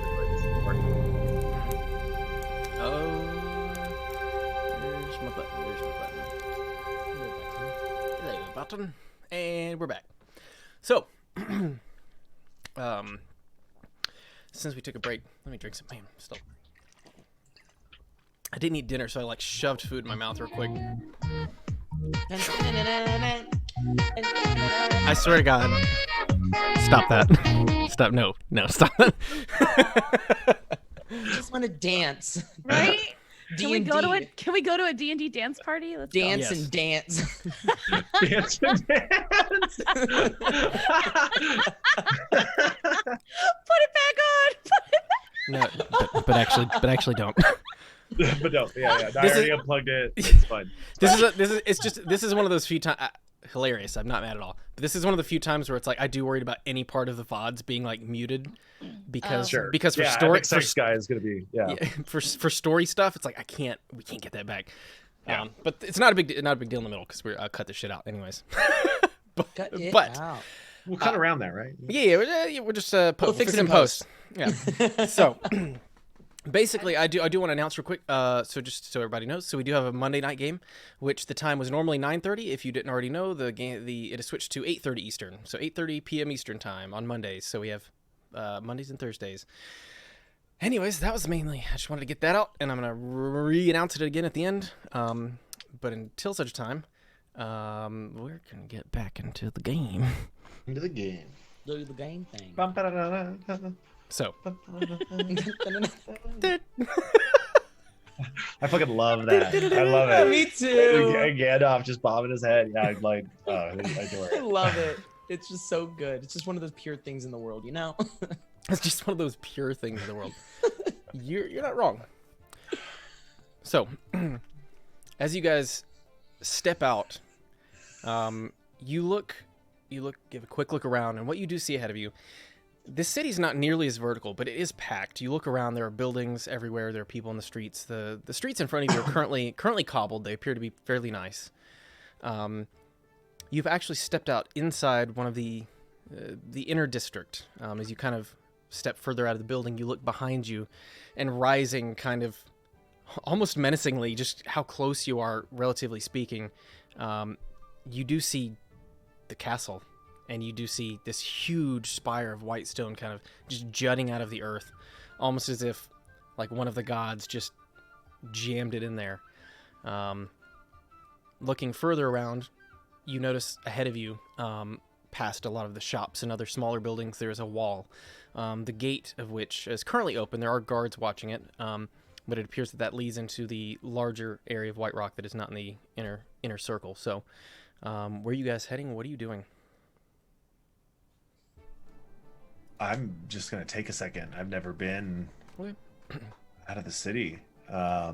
Really, this is new and Yeah. I mean, and what you see is much more like you even see another tiefling, which is for you very off-putting. They're very Sure. very unusual. Like it's weird to see so many different people. In fact, elves, there's maybe, you see a couple, but this is the first time you've been surrounded by this many mixed race. I mean, there's dwarves, there's there's dragon. You even see a couple dragonborn. This city has all the races, even in here in kind of the inner keep area. Is any of this familiar to me at all? Anything? Do I recognize anything? Or Just roll me a d20. This is, in fact, 6. newer for me, though. It is complete. Yeah, you've never been here. Yeah, I'm running around. What did you get? Yeah. What did you get, Sam? a 6. I've never been here either. It all seems, at the very least, it all seems like you're experiencing it for the first time, except for Mercy, who probably would have been here as a boy. However, even still, I Does mean, it look the I am dragging same? Mercy by his scarf. I'm like, look at this card over here, and look at that person. What is with that person's face? Look at the ground. Look at the sky. I would be careful pointing at people and saying what is up with their face. It's amazing, though. Yeah, I mean it is amazing. White Rocks have an amazing place. This is beautiful. It's Crazy. Never seen Man, so it's- many things. Can I? Am I? I'm just gonna say it. Hasn't. Just looks the way I remember it. it looks pretty close. Okay, good. That's how you remember? Yeah, for sure. I mean, as best you can remember from being, like maybe a 10-year-old boy. It's not too far off, certainly. Nostalgic. So, just never seen anything like this. They just walk walk down the street. I mean, Yeah. They just Yep. It's nice, right? and it is strange to be not only surrounded by this many different types of people, but also while that's happening, to be able to see the sun and the rest of the sky without it being Yeah. reflected and refracted back down a million different ways. The city itself, it's especially where you are, it's nice. There's colorful banners hung from different buildings and things. It's certainly not the same sort of gaudy decorations you would have seen in Alrora. It's largely stone buildings, and for you guys, just for as non-player, as not your characters, it is what you think of when you think of a more like fancy medieval town. sure. So, having said that, what are you guys doing? I guess we should. let's If we're making our way to the. he No, said, I mean, what did he say? He said they are importing silks from No, they said Sophia, he or said they just they food? stopped. They stopped. It's just supplies. That, I mean, Well, let's see if we can find food suppliers and get jobs. I've read some history, and that's the first thing to go during any kind of siege. I mean, luxuries go out the window, and supplies, living supplies, basic living. If they are as private as they say, but all they're bringing in is living supplies, it sounds like they're preparing for something. That's a very good point. So, I mean, I think we could certainly stand to ask around and see if we can find out more information about what might be going on. But I think that might for sure be our way in. Finding Tag some along kind with a caravan or acquiring our own supplies and seeing if we can seek passage into the Vale that way. I think that's our best bet. I mean, if we're gonna just otherwise be stonewalled by the time we get there, otherwise that's our only choice. So let's see if we can find who's supplying them, or at least information about who that might be. Sure. As you guys are kind of standing there, you see somebody kind of like notice you and kind of look over and says, "Oh, hello. You're all new here, I see." Yep. Well, perhaps you'd like a tour around the city. Nah.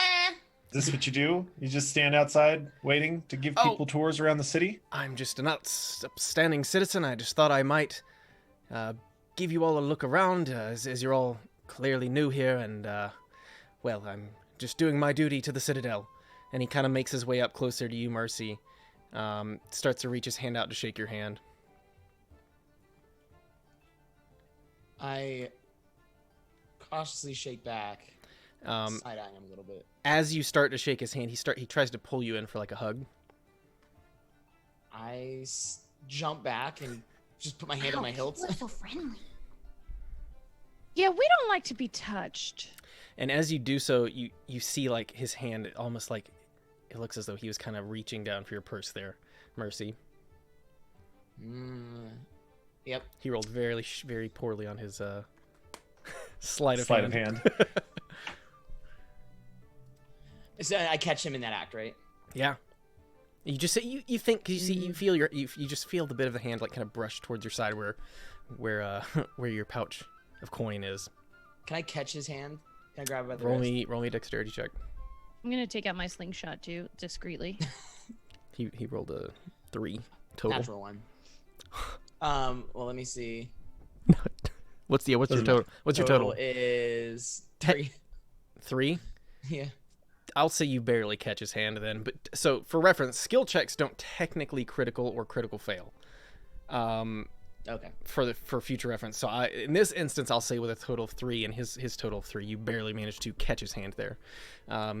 This is. I'm sorry. Is this customary where you're from? This is not. I'm gonna pull him in. Okay. And I'm gonna get just real close to his face. Look, I could make a scene right now, and trust me, they will probably listen to me more than they will listen to you, you pickpocket. So I suggest before you cause any more trouble, you just turn around and you walk away. All right? You didn't see us. We didn't talk. And if I catch you doing this again, I'm gonna do more than just catch your hand. All right? Roll me intimidation. Ooh. 21 total. 21, yeah, he kind of like pulls away. Fine, best of luck in the city. And he just kind of like turns angrily. You see him kind of walk back away from you. I'm gonna shoot the flatulence ball at him.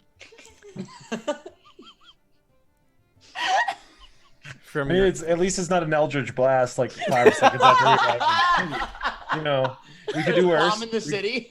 We could do worse. The flatulence ball at him. All right. As he's like, are you trying to do this stealthily so that other people can't see you, or are you just? Yeah. Okay, roll me a sleight of Just hand check. attacking a citizen in Yeah, I the was gonna say street. roll me a sleight of hand check. 19 plus.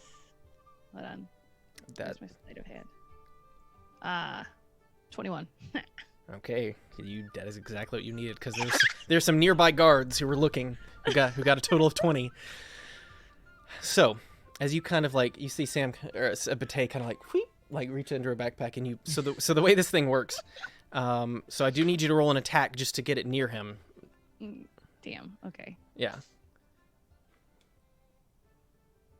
That would be a 2. A 2 total. Yep. You see her Oh, kind wait, of. what do I get to? Do I get to add anything to that? Not for that. Then Yeah. that's it too. So you you see she kind of like looks around and like from like her hip like whink, like launches this small stone out of her wonder shot, and about 20 feet away you hear somebody ow, like as they kind of like look down and the stone like pops back to, it just comes flying back and sticks into the side of the handle there, but you do hear them go ow, and then like what, oh it's like, what is the smell? And they go start hurriedly walking away. I gotta practice. Can we leave before we attract the city guard? Yes, please. 30 seconds after. It's bad enough that we have pickpockets. We don't need trouble. We're Okay. not here to be here, guys. As much as it is this place, can we should not 100% stealing stuff. Can't believe I hit the wrong guy. Yeah, and there's a lot of random ass dude like out grocery shopping. Oh, It's God. his anniversary. His wife like pregnant with twins. He comes home smelling like a skunk. Oh. Get into a fight. Gets kicked out of the shop. Family falls Loses apart. his job. To ruin his man's life. I doubt that. I don't know. D&D. But- Anything could happen. But he a stinky man. So, where are you guys going? What is your intention currently? Other than to not get caught making people fart. Or whatever. Or I smell like suppose. I suppose the perhaps the port or the market district would be our safest course of action. We could see who's moving supplies in and out of the Vale, and see if we could maybe contract on as security, or Ooh, that's actually something like that, to gain passage, or just find out more information. Because if the only people going in and out are merchants, then we should go where the merchants are, and that's where we'll probably get the best information. perfect. Let's go there. Okay, so which specific place? Or rather, which general? I mean, out of 'cause- You were gonna say? no, which? So where exactly do you want to head? Just, or where do you think you want to head? I would say probably starting off with the port. I think would be the easiest. Okay. Right. That's where goods kind of come and go, and if anything is being sort of unloaded to go to the Vale or whatever, or at the very least we could go to the port and find our way to shops, market district, whatever it is that exists in the city, not really knowing the ins and outs of this particular city. I don't know if my like trait or background or whatever applies. It would still apply matters. because it's still basically because you grew up in a city, you still kind of have a feel for moving through them. So it's much easier for you to guide people in the quickest path, kind of avoiding the main thoroughfares and cutting through back alleys and things like that. Sure. It's still second nature to you. Okay. So yeah, you're gonna make your way to the port then. Yes, I to think the that's port. the agreement. Yeah. Do I know where? Like, can I vaguely remember the direction of the port to guide us, or? Roll me just a general intelligence check to see how well you remember.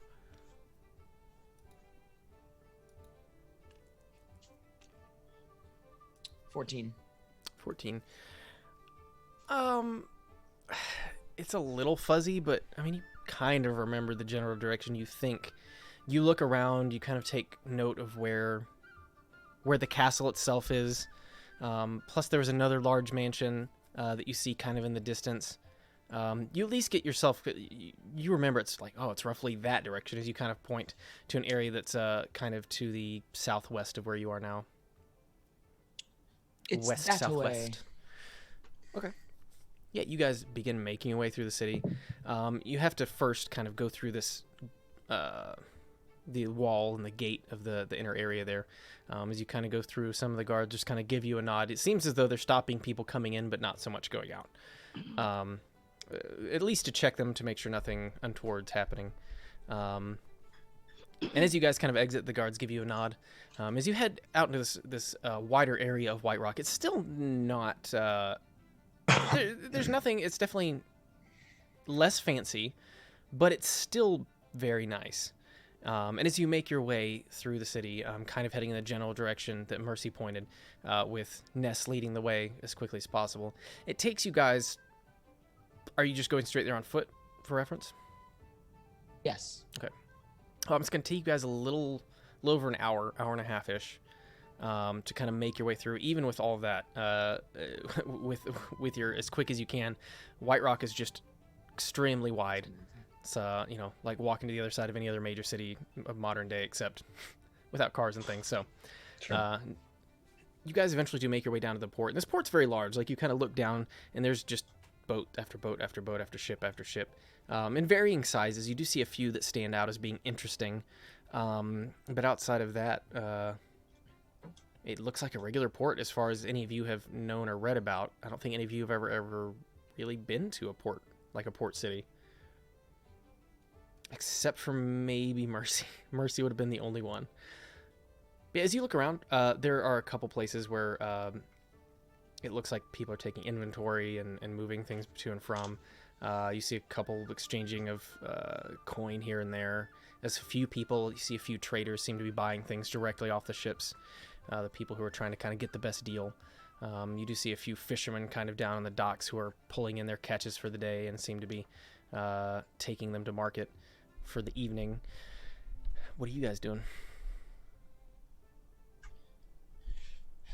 We should probably, our best bet's probably to talk to somebody with who's taking inventory. I mean, perhaps they have the manifest that says the location of where these ships are headed, and we see if we can find at least one, the ship heading to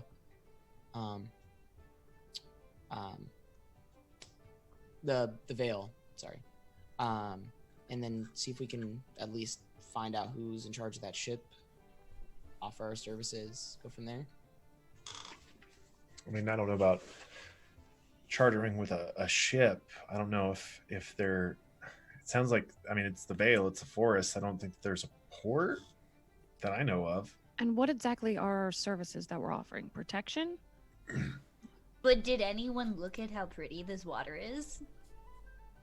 Yeah, I mean, it's gorgeous, but I mean, eyes on the prize, Drag.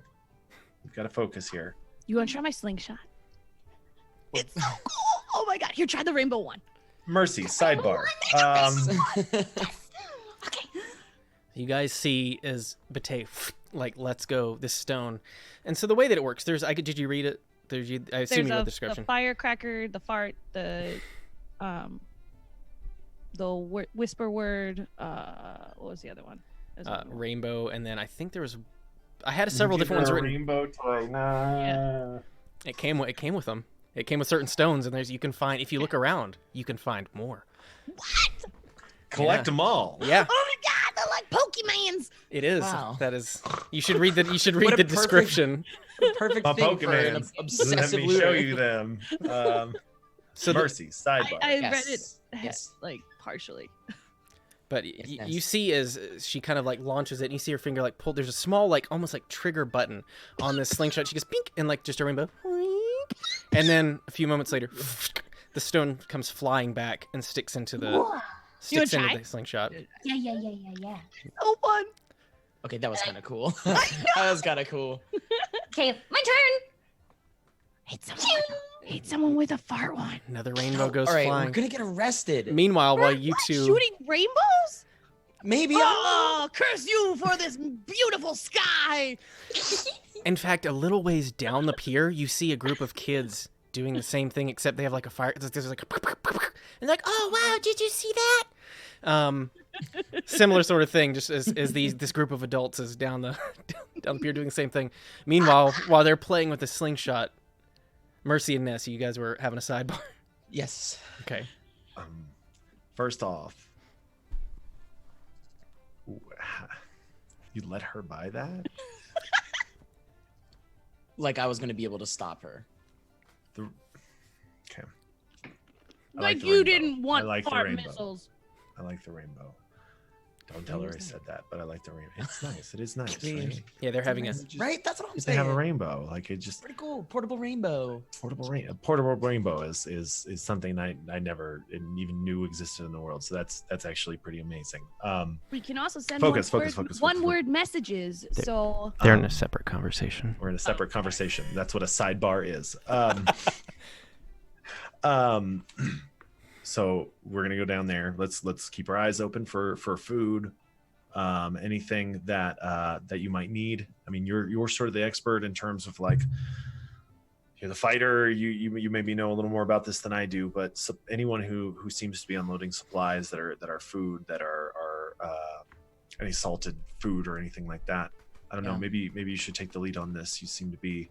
Yeah. You seem to know a little bit more about at least this town, if nothing about martial things. But I think this bodyguard thing, this like protective service, might be our best bet. I don't know. I agree. What do you I think? mean, you're right. Keeping our eyes peeled for some sort of shipment that looks like in large quantities that would be stored for long periods of time. I mean, I think that's the right approach. And I do know a little bit about import and export to this city. So we could maybe I can employ that. I'm just not trying to a little bit of discretion here. Not trying to be recognized.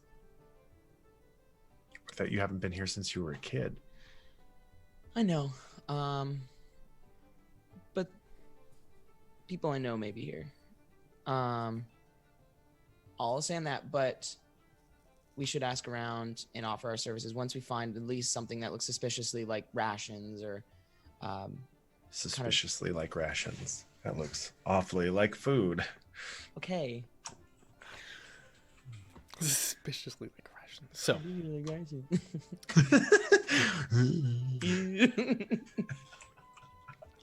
so you guys are looking for food coming and going, or what do you look? You're just looking for large coming in off the ships. being unloaded or something like that. We're just going to kind of ask around and see if we can find a ship that is being unloaded for transport into the Vale. Okay, roll me a perception check, the two of you. Oop. Natural 20. Okay. Total of 26. 11 total. Okay. So, Mercy, you see a lot of ships. You see a lot of things that you think might be food. You're not sure. You just kind of like, you're going peeking around and you see a few people like give you a sidelong stare like, why is this guy looking at our stuff? Those are boats. Yeah, those are There definitely many boats. of them. Look at all their pretty sails. Have I showed you guys? Did I show you guys that meme where it was Buzz Lightyear looking, like has Yeah. his face all scratched? Yeah, he's like, It's like when you roll a natural one, it's like, this floor appears to be made of floor. I like kick the hull of the ship with my boot, and I'm like, "Yep, that's a boat, all right." That's made out of wood and tar. Last I checked. So, Pretty well made, I suppose. I don't know. however, Ness, as you're looking around, This bad boy can fit so many suspicious rations. Suspicious rations. I think it was built with that purpose. You haven't happened to have seen any suspicious rations. Suspicious rations. No, what? No. Me? No. So, as you look around, Ness, with your obscenely keen 26, Right. you do notice several ships that appear to be moving large crates. However, one in particular seems to catch your eye, if only because the ship itself seems very different. While the rest of the ships, for the most part, there's maybe one other ship in port that seems to have similar sort of features, but even it is relatively small in comparison. But the ship that you're looking at appears to be the entire thing's to be painted almost like a darkish blue color of some sort. It kind of matches the seawater nearby where you guys are, in that you can almost not even tell where the water begins and the ship ends. As you look at it, though, you notice there's these kind of large crystalline type structures kind of jutting out at different areas around the ship, and its mast appears to be almost constructed slightly different. As you kind of make your way closer, there's a presence you feel kind of approach from behind you as you're kind of eyeing the ship, and as you kind of walk closer, the crew, which appears to be, there's a couple half orcs and a couple humans, and they're kind of like carrying very large crates and loading them onto some sort of cart, and it appears to be food. And not only that, it looks like some sort of almost like where they drop one of the boxes and some of it spills out, and the man behind you is like, "Hey, make sure you be keeping that in the box from now on." But it appears to be almost like, for you, like some sort of like a very, like almost like a sugar cane looking thing, like some sort of cane thing that seems to pack really dense.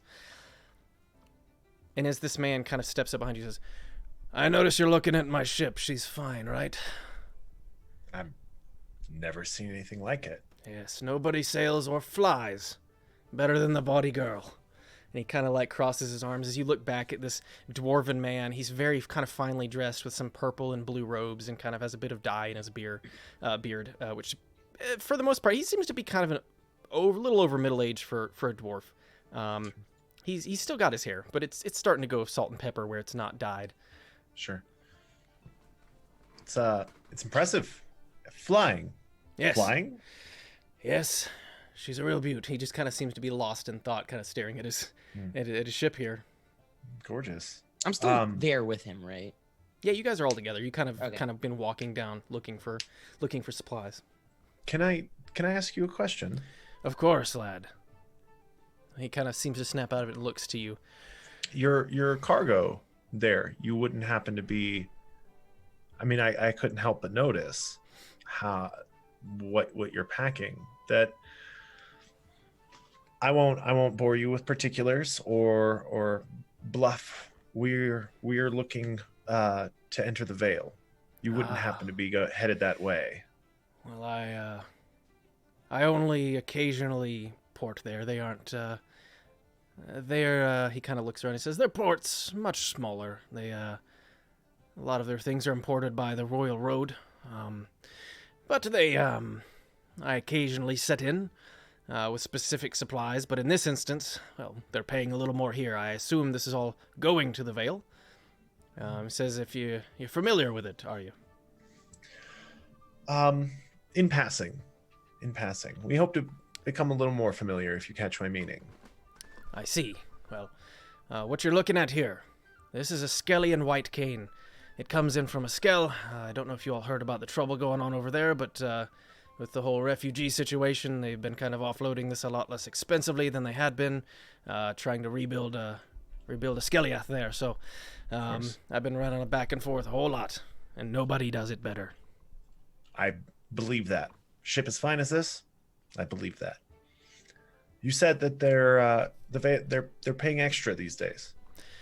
Well, For supplies. they're paying more here because it's a bit exotic. The Vale's been taking fewer and fewer ships unless they call for you first. And they called for you. They have before. I might have a shipment going there soon. We'd be interested, perhaps, if you would be so inclined as to do a favor. He kind of sighs. He looks at a lot of you. He's like, yeah, adventurers. I used to be an adventurer, but got my ship now. You all have been causing me a lot of trouble lately. Is that so? I can't say that I wouldn't have done it again for the greater good, but damn near lost my ship. And perhaps you could tell me a little bit more about where we're going for, and what your mission is, what sort of risk to my ship. Of course. Near as I could tell, no risk to you whatsoever.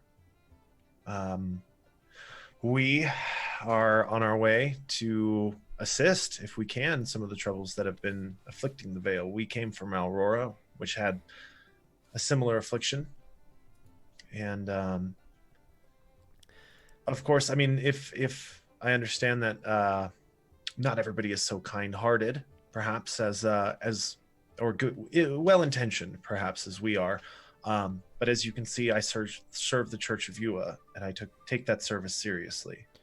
I act in good faith on behalf of the church itself, and I can vouch for all my companions. Roll me a persuasion check. I'll let you... roll this one flat, actually. Okay. 19. Okay. He kind of gives you all a once-over, looking at each of you in turn. I said, well, I can't say... Well, if there's no trouble, I suppose we could give you passage for a price, but are you going to be needing a return journey as well? Hard to say. Well, let's just work under the assumption that we'll be there for a while. He kind of grins and kind of looks wistfully off for a second. Yeah, I've heard of that one before, many times. So tell me, where exactly are you heading? Where's this trouble? I recently dropped my goddaughter off there, and she's a bit of an adventurer herself, and she promised no trouble. I didn't believe her, but what can you do? She was going, and I had the best way to get there. So, could you tell me a little bit more? I'd like to know. He kind of, at this point, he kind of waves, come with me. We'll go into my cabin, as he kind of takes you aboard the ship. there's an elven man. Says, "Excuse me, Captain, what? Who are these? Who are these people?" "Well, I think they're going to be our new guests." "Captain, you said after the last one, so we weren't going to do it again." "Well, this things change, okay?" He's got a soft spot. So, yes, Captain. I just we barely just recouped the money that we lost. All right, would you? He just kind of gives him a hard look. "Yes, Captain. I'll. Well, I should also let you know." He said, "I've been going through the ledger and everything seems to be in order. So if we'll be pushing off soon, I know the other package should be arriving before too long. So, if your guests are going to be aboard the ship, do you know where they're going?" "Yeah, he kind of leads us. We're taking them to the Vale." "Awfully convenient. Okay. Well, in that case, if any of you need special accommodations, please don't hesitate to ask. But otherwise, I'm gluten-free. Are you? JK. Are you now? Are you Are now? you now? Are you now? Yeah. And as you guys are kind of like stepping onto the ship, you hear a voice called out, "Oh, Captain! Who's that?" And you see, as you look up kind of towards the crow's nest, a small halfling girl goes, kind of like slides down. "So, oh boy, is that more adventurers? Captain, you said there wouldn't be any more. I'm so excited." "Okay, Killy, please return it." No, I won't be. I just want to listen." He seems to kind of resign at that point. "All right, you'll have to forgive Killy. She's wanting to be an adventurer herself someday. She's got a lot of spunk." Hi, Killy. Hi, "Oh, Killy. hello." You already are an adventurer. Look at you. You're on a flying ship. You see her, she kind of says, "Yes, the last group, I learned quite a bit." And she kind of pulls out a few daggers. She says, "You want to see a trick?" And she begins like kind of like juggling them and like spinning them in her hands. She says, "I've gotten quite good." That's Yeah. amazing. Wow. Wow. People do crazy things here. And I'm terribly sorry. I haven't introduced myself. I'm Vitae. Who are you talking to? The captain or? Both of them. They kind of both give you nod. "Well, it's nice to meet you, Bate, and the rest of you. What are your names?" Vesicle. Mercy. I'm Drathiel. And he kind of gives like a deep sweeping bow. He says, "I'm Varlin Stonehammer, at your service. Now, let's be getting on to my cabin. Some of these things I am gathering best not left to prying eyes and eager ears." And so he kind of heads up and takes you guys into his cabin, which is very nice. It's got a nice table. You guys kind of like, he pulls up several seats. There's one of you has to stand, but he manages to get seats for the rest of you. "So, tell me a bit about what you're doing. What do you know?" Friends could answer that a little better than I could. To be Right. honest with you. So, in truth, we're heading to the Vale to investigate reports of darkness spreading from the mountains that where the forests meet on the eastern side. "I see. And we're looking for specifically Murdoch by name. I can't Maybe that's can't say I heard of him, but so he said where the Vale meets Asneldur, you'll be looking around. Be careful. I will say be careful. My people are not always the most hospitable when things go wrong on their borders." we have heard that there's tension between the Wood Elves and the dwarves of Well, Asneldur. there's always been a little bit, but as of late, I've heard things have gone dark. I haven't been home in quite some years, but and I believe that is where my goddaughter has gone as well, chasing some damned fool. This is not the first time I've heard that heightened tensions, things going dark. What's happened along the border? Do you know anything? Because we've heard whispers and rumors, but nothing concrete. Well, I can't say for sure. I'm not a political man myself, but all I know is the exports have changed, put a lot of people out of business, but if you're smart, you can always make money. And in this case, I'm making a lot of money. So, I unfortunately don't have any details on that, but, well, I don't know. Can you tell me what sort of darkness? Where did you get this information from? Mainly from Alrora, from our contacts there. Gave us the details of the Vale in general and the accounts of what's been going on. What sort of person has insight into the Vale from Alrora? Well, Aaron McIntyre is the person I specifically talked to, who was able to share the limited information I know. I see.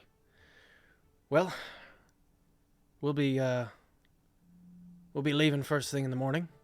I was intending to leave this evening, but the men wanted to spend a little longer in port, so I decided that we could use a short break. We've been going nonstop for some time. Of course. That seems fair. Yeah. We're on your schedule, so Yeah. as suits you, suits us. Very good. Well, if that'll be all, I've got a little bit of business to attend to.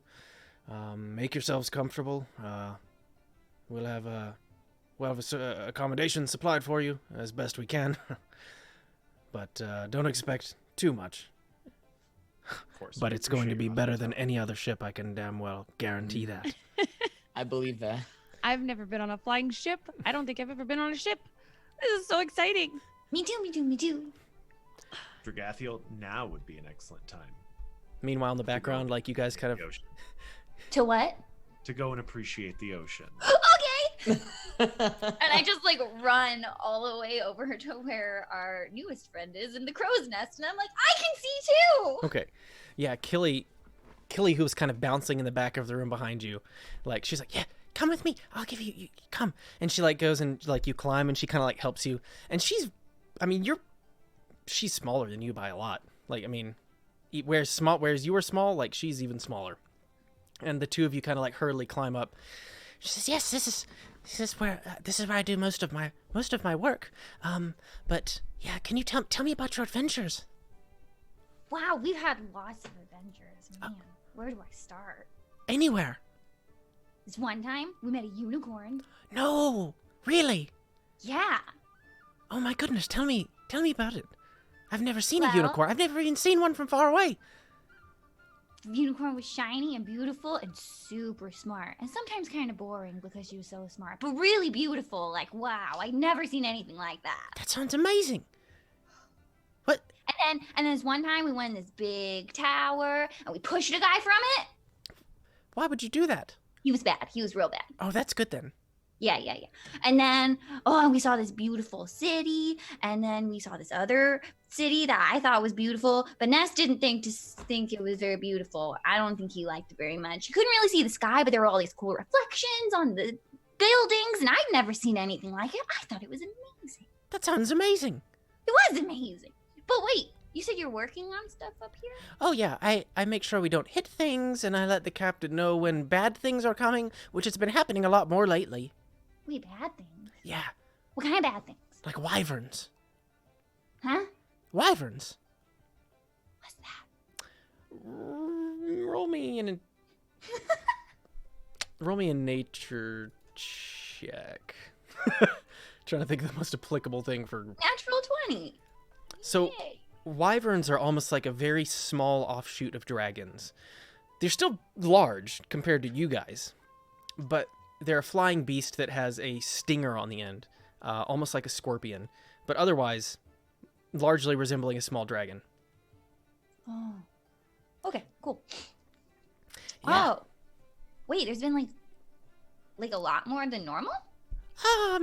Yeah, but we've been going a lot of dangerous places, what with all the adventures. Wow, how many adventures have you guys had? Where have they been going? Like 3. Whoa. Yeah. And I was there Where for all of them. Where did they go? So, one of us took us north to Ebenfjord, and that was pretty cool. And then, another one, we left Ebenfjord, and then we went to Eskel. And in Eskel, there's this huge dragon. You wouldn't even believe it. But it was also dead. It was amazing. Like the skeleton? Yeah. Whoa. Yeah, and then it I almost ate us, but then we got away. I heard sometimes even dead dragons can be dangerous. Yeah, it was like huge. It was like 4, maybe 5, 6, 8. I don't know. I'm not good at math, but many times bigger than our ship.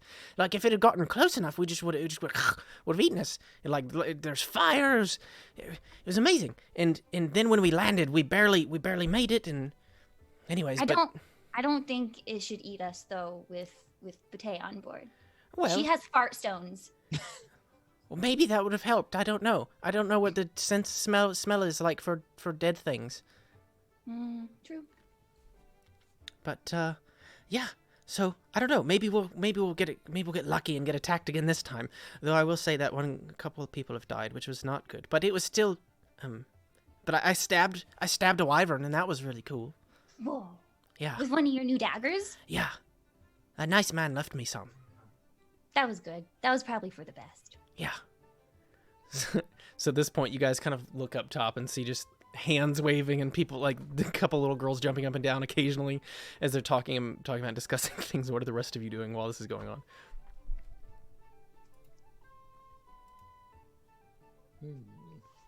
I'm gonna ask. Is it Varlin? He's currently left the ship. So he's left. Yeah, you do see his first mate. Okay. But other than that, there's a few people going about. There's a couple. You notice 2 human males that appear to be twins. The first mate appears to be a high elf, which also strikes you as kind of weird, given that they were just talking about tensions between elves and dwarves, and that the captain is a dwarf. Otherwise, there's a couple half-orcs that come and go as well, but they largely appear to be moving things on and off the ship. Okay, I'm gonna go chat with the first mate. Okay. Yes, this is the man who was talking to you guys earlier. Hello. How can I assist you? And he's kind of like looking at you while he's writing some notes on a thing. He seems to be very detail-oriented. Hi, I'm Bate. And you are? My name is Alfson the Ninth. Athen the Ninth? Alfson. Alfson. Yes. You're a half-elf as well? I am, I think. Seems as though there's fewer of us around these days. Yeah, it would appear that way. I was just curious, is there anything we can do to help? Since I don't know if your captain's used to taking adventures just on a whim, or if there's something we can do to earn our keep, or if there's stuff we can help you with. Well, we've been taking more adventures than I would like lately, but it is the captain's ship, and he does pay the bills, and he's never guided us wrong. So, I don't know if there's anything that you can do. We will shove off in the morning. I would recommend you be here at night because we do leave very early. So, if there's any business you have left in the city, you're welcome to do so now. But otherwise, no, I think it's best as if you just stay out of the way of our loading and unloading, and try and enjoy your trip. Great, thank you. Of course. He kind of goes back to his ledger, keeps working. I'm gonna go back to Ness and Mercy. Okay. Do either of you guys think it's weird that he just is taking us? He's not charging us. He's just taking us? He said for a price. But he didn't say what that is. Well, I mean, he has said that that things have gotten complicated, and that things. I think he thinks I think he has a soft spot for adventurers, having been one himself, and 2, I think. I don't know. I think he, without saying so much, could probably use our help. Yeah, and knowing his daughter is now over there, I'm sure mixed up, or at least potentially mixed up in the conflict. Yeah, goddaughter, I think he said. Goddaughter? Yeah, it just strikes me as weird. I mean, any time we've been trying to travel, there's always been, more stipulations, and this is just gonna hey, come on, for a price, but we don't know what the price is. Fair. It's fair. I understand your I understand your consternation. I'm just a little worried. It does make me think that if we ever come to find our way into the veil and they see us fraternizing with a dwarf, that's gonna hinder our entrance. But his first mate's a half elf. Well, that's true. Being in paid that to transport these goods. I mean, True. just because. I mean, I think there's a difference between the dwarves living there and dwarves who happen. I mean, look around. This place. I never thought it was possible, but this place seems not to really care that much about who you are. It seems to be more about what you do.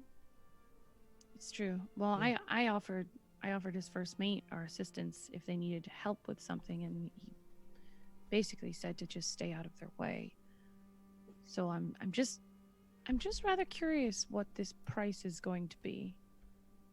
And he said they're setting off first thing in the morning, that we should essentially sleep on the ship so that we're here ready to go. I understand. Maybe we'll learn a little more tonight or tomorrow. I mean, I don't know how far it is to this port in the Vale, but I'm sure that we'll have plenty of opportunities to find out more. I was gonna go. I haven't been to a temple of my own church, like a right and proper temple, and near as I know, this is the biggest one here in town. This is it. This is the big one, and I'd like to see it before I go. I don't know if I'll have a chance to come back anytime soon, and I mean, it's not quite a pilgrimage, but it is certainly something that I'd like to see. I understand your desire to investigate, and I encourage you to do so, but I've got my own things to deal with. I'm not going to look a gift horse in the mouth. Okay. Having this conversation done, are you still up in the crow's nest, Dragathiel? I'm about to come down, but it needs to be made clear that we've had conversations about all the good things, like shooting people with farts, Okay. pushing people off of towers, how strong I am, and how Pretty Boy's getting better. And we love him now, so Okay. it's fine. Now we're friends. But none of them know this, so yeah, we got it. No. But Killy now knows all sorts of things about all of the other people. Yeah, but nothing like about anyone's pasts or what we're actually looking for. Just like course not. completely useful, fun details. I gotcha. It was exciting. Very good. So, as you make your way down, the rest of them appear to have been having a conversation. As you see Ness kind of seemingly interested in going back to the city. What do you guys do now?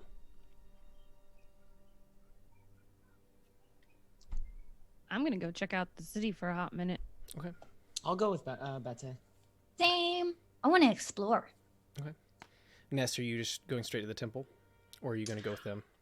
I'll tag along with the group, Okay. and then I don't know exactly where the temple is, so I'll just walk until I sort of get a better idea of the lay of the land, and maybe split off. Okay. at some And for point. reference, it's about 2 in the afternoon at this point, so you guys still have a good few hours before the sun goes down for sure. As you make your way through the city, not knowing exactly where you're going, you do kind of poke around and ask. You come across a guard, and he's, yeah, how can I help you?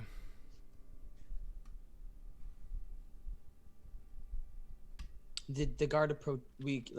Yeah, you would The have. guard I mean, approach if you guys don't know where you're going, you're gonna have to ask for directions from somebody. There are a lot of guards in the city, so that makes it fairly easy. Yeah, we're new here, and I'm looking for the Temple of Yua here in White Rock. I'm sorry, it's new to me, and I'm trying to make my way around. And of course, we'd like to see the sights and maybe do a little shopping. Of course. So as far as the temple is concerned, which temple are you looking for? There are, I believe, 2 for temples of Yua here. The larger wasn't one. aware. Yes, the larger one can be found closer in one of the western districts. There's a smaller one that is closer to the castle itself, where a lot of ceremonies and things are held. It's been built up quite a bit over the years, but it's never quite reached the prominence of the other one. It just depends on which one you'd like to see, I suppose. The more prominent one, I suppose. Okay. Well, how familiar are you with the city? Do you know where House Terrain and the Raven? Are you familiar at all? I'm afraid I'm not, but I usually could figure my way. I see. Well, I can't quite see it from here, but if you've been heading back kind of towards the center of town, where the main wall is before you reach the inner city, you'll kind of see the spires from the White Raven, and if you don't know what that is, ask somebody and they will know which building it is. It's a very large old mansion, but if you look beyond that to the distance, you should be able to see the spire of the Temple of Yule from there, and it's very easy to find. Thank you ever so much. Of And for course. my companions, shopping, of course. Perhaps you could point us in the direction of, well, you guys can speak for yourself. I apologize. Take a step back. I could go for a snack. Are you guys hungry? Yes. Could really eat. Any sort of I mean, you won't find fish fresher than the docks right behind you there. Yeah, what's your specialty? I mean, I'm Where sorry. do locals go? I don't serve fish, but Well, I just meant the city. I don't. I don't serve fish. well, you asked him what his special was. No, I said special. Boy, you about to get smacked. what's the city's specialty? Like, what are they known Attack for? the city guard for a little bit of success. You know what I meant? Wham! Well, I Art pellet. Left turn. don't. I just start shooting farts there. Having been here my whole life, things that may seem normal to me may be special to you. I often see tourists going to some of the bakeries where they produce almost like a rock candy sort of thing. It's like a touristy thing because of he kind of points behind him the white rock. And outside of that, I mean, obviously any sort of fish you can find here. But other than that, there's a it depends on how exotic you're wanting to go, but there's a type of slug that is mined from underneath the city. It's only found here. Very, very exotic, a little expensive, but it's good enough for the people in the inner, so... Where would we go for that? Well, yes, let's see. I believe the closest place, if you're already headed to the Temple of Yua, if you look for, there's a market there, called the Old King's Market, kind of on the way, and you should be able to find a few places there that have what you're looking for. Great. Okay. Perfect. Thank you. He kind of gives you a nod, of course, and have a blessed day. He just kind of gives Likewise. you a nod. All right, so Pleasant guard. I wouldn't say that. He's got an easy post. So, are you guys heading straight over there? Yeah. Tummy's a rumbling. Okay. Yeah. So you guys begin making your way there. And as you look around, I mean, the city, it's bustling. It's pretty busy. However, none of the streets you ever go on, like, you don't ever see a backup or anything. It's always just kind of flowing traffic. As you make your way towards the inner city, you do see, without even talking to anybody, you see what must be the White Raven kind of protruding from inside the inner wall there. It's a large building. Just seems to be constructed of the same, and one of the only buildings you notice as you now look around, one of the only buildings that does seem to be constructed of the same stone that the White Rock itself is made from. From that, you don't know whether it was literally hewn from the White Rock in the center of town or not, but you know, it's definitely worth a thought.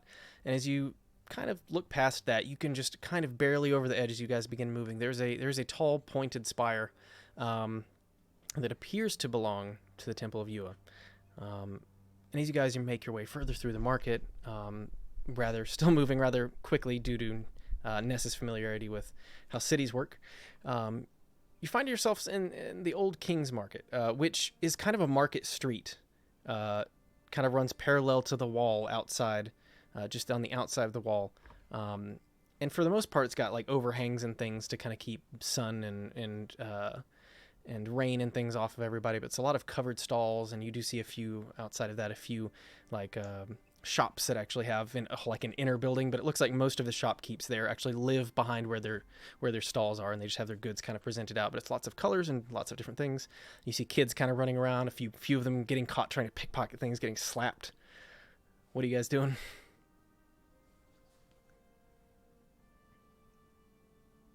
I can't hear you, right? There we go. I said rolling my eyes at what Tigger said in chat. Oh. I expect nothing less. I hope you guys enjoy whatever slug thing. I don't know. I'm going to my temple. I will meet you back on the boat if I don't see you here sooner. Okay, thank you. Happy. Of course, any of you are welcome. The temple is very welcoming to outsiders as well. I have never been here, but I'm sure it's going to be a sight to behold. So you feel free to come along. Okay. And then I might actually tag along with you. Yeah, do you want to see if they can do anything about your sword, maybe? It crossed my mind, maybe, at least as far as information goes. Sure. I don't know if the Archmaester would be present or not. If he's here in this temple or the other, or if he's even in White Rock, but certainly the Maester of Tyrn had said that White Rock would be the place to go if you wanted more information about perhaps learning more about this thing that you carry. Well, So I mean, perhaps I could get us in here and find out, but I make no promises. I'm I'm a stranger from a strange land in a strange land. There. well, do we all want to get some food and then go to the temple? I can live with that. That sounds good to me. I like the idea of sticking together. All right. Okay. Let's go get some grub slug. So, you guys do manage to find a stall where there are shouts of maybe not grub slug. Grubs. But as you kind of walk around, you do hear somebody yelling, "We've got fresh Citadel blue slugs, if anybody is interested. Fresh from this evening, the previous evening, not even dead yet." And he's like, you see, he says, he seems to be very proud of this fact. Says, are you guys gonna go grab some? Yes. Okay. He says, I see, so we have 4 connoisseurs here. How many for each of you? And he kind of like you see him kind of like skewer a few of these slugs and begin like turning them over on a spit as they kind of shrivel up a little bit. I may have changed my mind. 1, please. We're in Please. a new place. We should not be Mercy, you want to Maybe split? it's You want great. afraid to try new things. Yeah, it's a local delicacy. Come on. Okay, so how many are you guys getting? Well, 1 for me. One for each of us. Let's do You 4. just do 4. You're like 4 All for of me. us get 1. For me. I thought you were getting 4 for you. All I was right. like, wow, that's All right. really adventurous. Let's Okay. go. So for a food item, they're rather expensive at 2 gold apiece, which is again little expensive, but It's like the Olive Garden in Times Square. Jesus Christ. it is not so. The same. It's the same. You, I'm I- still not too keen to give 2 gold for a bug. I'll It's pay for a yours. slug. You just give him 2 golden hander. okay. So Nice. you still bought 4? Did you take 2 of them then, or did you? I paid for 2 and I Okay. grabbed 2 and I handed 1 to Potato. Okay. Sure. I got a grub slug. I'll pay. I'll buy Ness's. Oh, thank you. Thank you, Trigathiel. So what? You're well. what you kind of see as you grab these slugs on a stick, as they were turned over on the spit, you see for a second as they kind of like almost like pulse like a light blue, as if they have some sort of bioluminescence, and then it immediately shrinks away. And at that point, that's when he pulls them off. Presumably, that's how he knows when they're done. As he hands them to you, you kind of look at them, and their actual bodies are of like a dark blue, with a little bit of like kind of like black ridge running on their back. They look interesting as you kind of lean in and take a bite. What you thought was going to be kind of what you thought was going to be very slimy and gross appears to, at least the cooking process appears to have removed all that. It has a little bit of a spongy texture, similar, like, for your reference, like kind of like squid, if you were to eat that, where it's a little bit chewy. And the taste, the taste is definitely unique. It's not as off-putting as you would expect for it being a slug. It's definitely somewhere mixed between a fishy and an earthy taste, but somewhat pleasant. It's definitely just it's unusual. It's definitely, as you kind of look at him, he's like nodding. He's like, yes, it's very fine. Fantastic. A good slug. Thank you. Oh my goodness. That's the best slug I ever ate. He says, Me too. you won't find any better. I've looked. Thank you. So, at this point now, having acquired your slugs, and you keep walking through the city, where are you guys going? Straight for the temple or what? Yeah, I'm not all that hungry anymore. You're not gonna finish yours. I mean, I think it's that bad. I think it's pretty good, and honestly, okay. I ate the whole thing in one bite. I don't finish- recommend that. I did finish it, but hey, I mean, I guess to each their own, but some good eats. Reminds me of something. It's different. not so It's good different from, I mean, freshwater fish I've had, but this it tastes kind of like what the ocean smells like, which I thought would be bad, but it's kind of good. Right? I don't know. I think it's the like nothing earthiness. else. yeah, it just tastes like a little bit like dirt. I like the mouthfeel. The mouthfeel? I like the mouthfeel. What is the mouthfeel? Mouthfeel. Like the texture. How it feels in your mouth. Exactly. I'm a bit of a. I mean, you heard him. I'm a bit of a connoisseur. I love Dungeons and Dragons. Wait, I'm sorry. Is this not Hell's Kitchen? So Fantastic. Let's go check out that temple. I read I watched a ContraPoints video all about mouthfeel. That's all that made me think about. So, To the temple. from this point, it takes you guys the better part of another 30 minutes to make it to the temple. And what you see in front of you is just a really grand structure. Of course, nowhere near as tall as many of the towers that are in Alrora, but compared to the buildings around it, it seems to be towering. It appears that this building also is one of the few constructed of the white stone.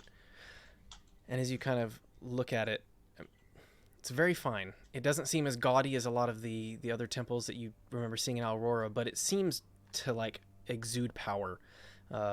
Even though it's not like the same sort of imposing power that you guys got when you were visiting the temple with Dragathiel, it's still like a symbol of power for the Church of Yua. As you kind of make your way through this front archway, you do see get a couple nods as a few people seem to recognize your vestments, which seem to largely be similar, maybe slightly different from Alrora, but otherwise you're all recognizable as a bit dirty. Yeah. Yeah, you're all recognizable as being from the church. Sure. Who or what are you looking for? Are you just going inside to pray? Yeah, I'm going in to pray and sort of, I mean, there's a little tourist element as well. I mean, this is a pretty prominent temple in a major city, so there's a little bit of ooh and ah to it. Yeah. As well as wanting to pray, and I don't have a lot of money left, but I put a couple gold pieces in the offering on my way in, and I kind of like turn and look at you all, kind of like, do the thing.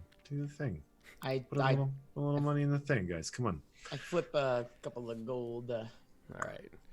into the thing. Whoever is putting any in, go ahead and mark that out of your inventory. All right. As you kind of approach, there are several stories tall, some sort of dark wood doors that are just enormous. Of course, those doors are not open, as they appear to be largely for show, and there's a much smaller door kind of cut out at the bottom. As you guys make your way inside, what you expected to see is maybe like a small, it's maybe multiple stories, but you see ceiling maybe 10, 20 feet in the air. But instead, what you step inside and see is just an absolutely incredibly high ceiling that just seems to go all the way to the top, seemingly filling that spire that you guys saw from the outside all the way to the top. The building, at least this main part of the building, as you look up, it's kind of dizzying as you look up and see how tall this is from the inside and how it seems to come to a point. And the top of it appears to almost have... It has several different frescoes and things kind of painted around the top, but all of them kind of seem to be surrounded in what looks kind of like a star field, which again, further seems to make it very kind of confusing, having come in from outside, to have such a convincing, like, almost wormhole-looking kind of appearance above you. And as you step inside and kind of glance up for a bit, without you guys noticing, another acolyte approaches you, Ness. He says, "Hi, it's I remember seeing it for my first time as well." It's stunning. It's absolutely stunning. I'm from the temple in Alroran, and while impressive, nothing I see. Nothing like this. What brings you to White Rock? Well, we're going into the Vale. We heard that there were issues. We heard that there was... How it looks so real. Yes. How did you get so... I wish that not I could you, tell you. not Yes. you. But goodness, sorry. Troubles, the Vale. Going to investigate. Interesting. I would think if the church was sending somebody, it would be somebody from White Rock, given that it's next door. The church isn't sending me. I'm kind of the temple at Aurora has sent me off on sort of a separate errand, and I just figure if I can do some good along the way, then I'm going to do that good. I see. I've not yet been sent. What was your sending for?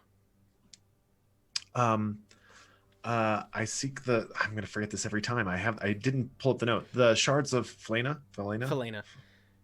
I seek the shards of Felena. They told me that there's an artifact that I would need just to search for, but to not return until I was able to recover them. He kind of looks at you.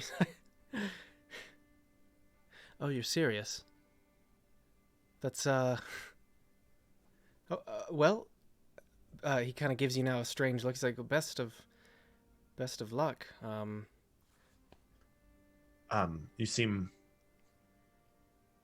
Is there something funny? Well, I just thought everybody knew that was a myth. Like, the shards of Felena have, if they ever existed, have not been seen for millennia. There was a rumor they were used in a skell, so maybe if you had a skell, but I mean, even then, it seems unlikely.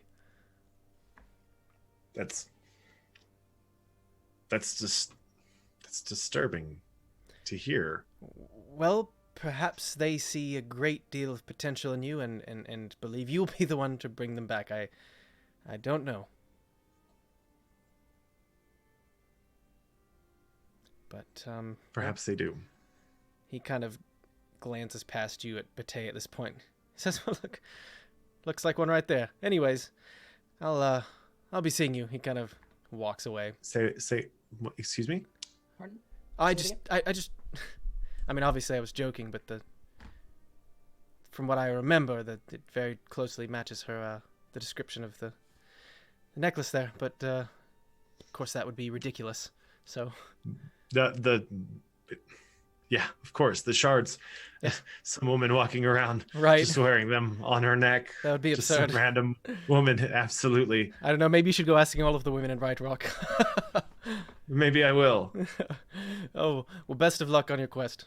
And he kind of heads off. Thanks.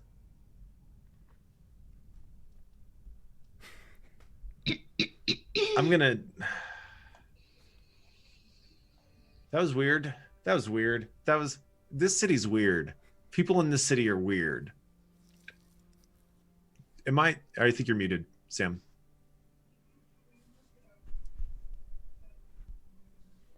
What do you There we go.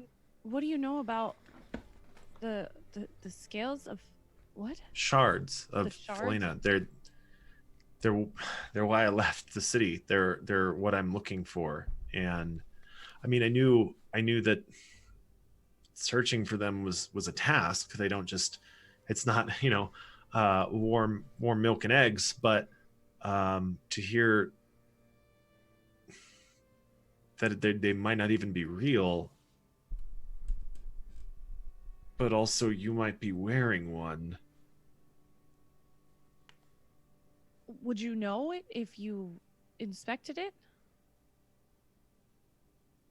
Touch. Oh, Then Wait, then you've been searching blindly? how do you even know what you're looking for? okay, so I'm sorry, I didn't mean. can in my house of worship, let's have a discussion about faith. So they say go find this thing, but don't tell you what it looks like or where it is. Okay, in my house of worship, let's actually have a conversation about my faith. That's In my faith, no, that's a great question. In my faith, Yua, who brings light, gives light, is the light, we believe will light our way. You might have heard him say he hasn't been sent. It's a ritual. It's a rite of passage among clerics like myself.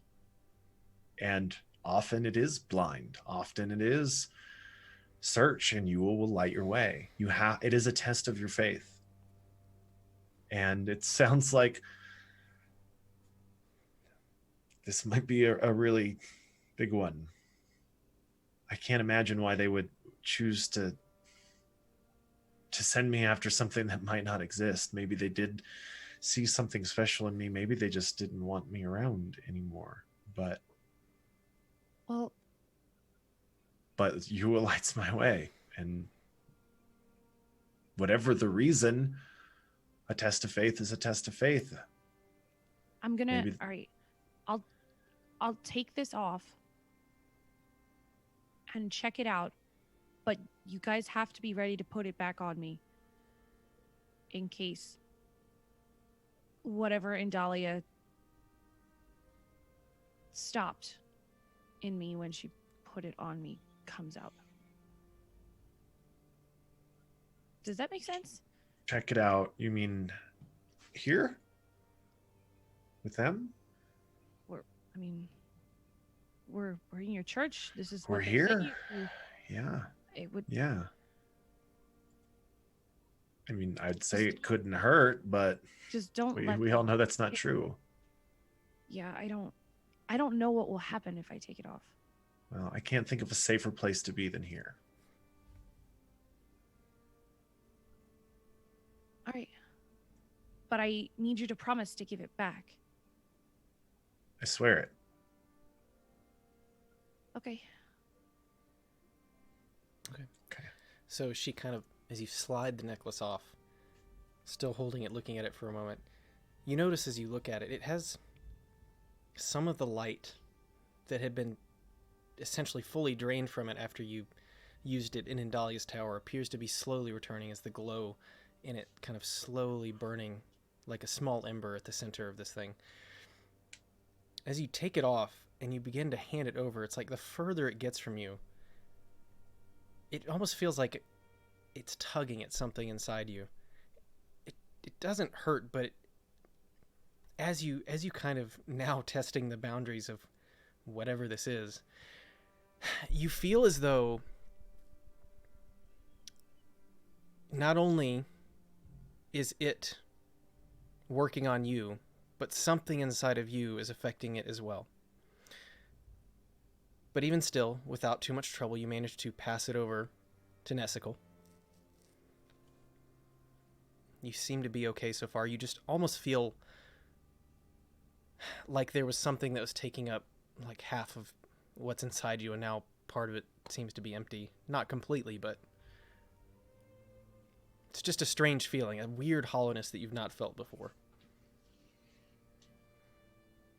And so Ness, you now looking at this crystal, which you've seen on her neck a couple times. I mean, it almost looks like kind of like a piece of quartz, almost like clear, but it has kind of a bit of a glow to it from the inside. It's not quite clear, it's not quite opaque, and as you kind of look deeper into it, I need you to make me a religion check. Yep. Yep, boop, boop. That's a natural 1. Total of 5. Okay. I mean, you don't really know. I mean, maybe if it were fully back at its peak of its potential, but at the moment it just seems drained. So whatever's in there, you're having a hard time kind of discerning its nature. But whatever it is, it does appear to be holy in some form. You just can't quite tell what it is at this point. I hand it back. Okay. Yeah. Felt weird. Yeah, I would imagine so. There's something special about that. I don't know if it's part of or the entirety or if it's even what I'm looking for, but there is something special about that stone.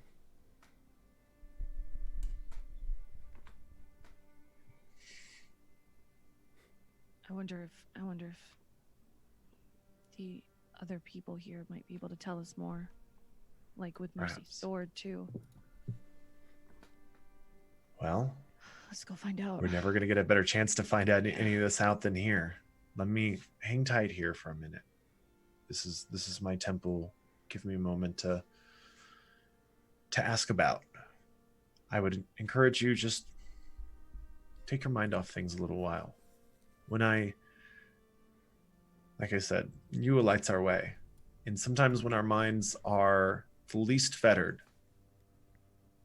is when we can see things the most clearly. So walk around, enjoy the splendor of this place. Look up at this incredible ceiling, and perhaps Yua will light your way as well.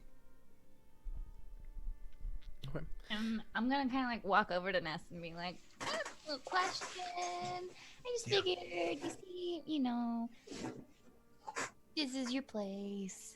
Would it be totally weird if I maybe just laid down on the floor and just stared at the ceiling for a little bit? Are you waiting for me? No, that's Ness. Maybe. Weird. Yeah. But would it be unacceptable? Unacceptable. I don't know. I think it'd be. I mean, look at it. I think you're. Yeah. Go ahead. I just go plop myself down. Yeah, you kind of lay down right in the path of a few people walking. They kind of like sidestep around you. They seem to have seen it before. They take it in all in good spirits as they kind of step around you. It seems to be there's a lot of acolytes walking around here with similarly adorned as Ness with rather plain white robes. A few of them are wearing kind of their full cleric garb, with some of them with armor, others without. You do see a few healers. So the one difference between the Church of Yua and the Church damn it, did I just which god do you follow? Tyrn? Sorry, Tyrn. Oops, I keep opening that thing. I just want to make sure I didn't get it mixed up because you didn't remember. So I remember this time. okay, good. So the one difference, other than the fact that you don't feel judged in here, they do treat their hierarchy and their structure a little differently. So while they do have maesters in the Church of Yua, they're actually more people who are more like herbalists. At least their function is on like the physical rather than the holy, divine, magical portion of healing. Most people in the Church of Yu at least do some sort of healing, whereas many people in the Church of Tiern may not know how to heal at all. They know how to break things and smash things, a lot of them, in order to bring justice. So they're different in that way. But usually the kind of the higher tiered like monk type people, or the higher tiered officials in the Church of Yu are called justices. So where they might have, where they would have certainly some sort of archmaester, he would probably be more a potions master or something similar. They do have high justices who might be a little more considered to be holier and be a little more knowledgeable in that way. So That is good to know. Thank you. sure. So yeah, I'd like to. I'm sure that there's some sort of like separate area or space where clerics and clergymen would be able to access that maybe would be off limits to the general public or what have you. Sure. I'm sure that this I don't want to hold up other people's RP or whatever, because I really just kind of want to look and Sure. see who might I be able to talk to about Sure. this quest, but also if there's any library, if there's any sort of reading material or any sort of expert in sort of these artifacts that I might know of or might be able to ask around and find, so that I can find more information about what these shards are, what they do, what they look like, because I don't really know. I just Sure. As you kind of make your way around, there's housing where a lot of the acolytes live, of course. There is an area where a lot of like a kind of a library area where different scrolls and books are stored. And then there's of course many different areas where people are worshiping or praying for different things. Most of it's kind of located in this main room here where a lot of the ceremonies go on, kind of visible to the public. But yeah, I mean, you could probably learn something in the library. Sure. Okay, I'll pop into the library and spend a little time just doing a little reading, a little research, try to find anything I can about these shards and particularly kind of what they look like. Okay. If I can find anything like that. Yeah, we'll say it's without too much trouble. I mean, there's somebody in there to help you. You do find some stuff, and you do. I can give you some like additional notes as far as that sort of thing goes. Yeah. Do you want to see if you can take said scrolls with you? I mean, really, especially given the immediate circumstance, I'm more looking to see, is this thing she's wearing this thing? If there's any depictions of it or anything like that. And the one kid had mentioned, the acolyte had mentioned, I want to say Helsinki, which is a Halo thing, I think. Whatever, the place that he mentioned that the shards were last used. Eskel. It's on the, and so it's maybe some more information about when they were used, how they were used, when they were last seen, all that sort of stuff. But I don't think I want to try to take the scrolls with me. Okay, yeah, without too much trouble. So especially now that you're asking about it, it's still only rumors, but there was recently a necromancer who apparently had a completely different powerful artifact, who raised a large army and was laying siege to Skeliath, the capital of Eskel. It is still not known how, but he managed to be driven away, perhaps even slain if the rumors are true. Many claim it was using an incredibly old and holy artifact, or multiple. Some people claim as much as 10, some people say 3. But those are all rumors.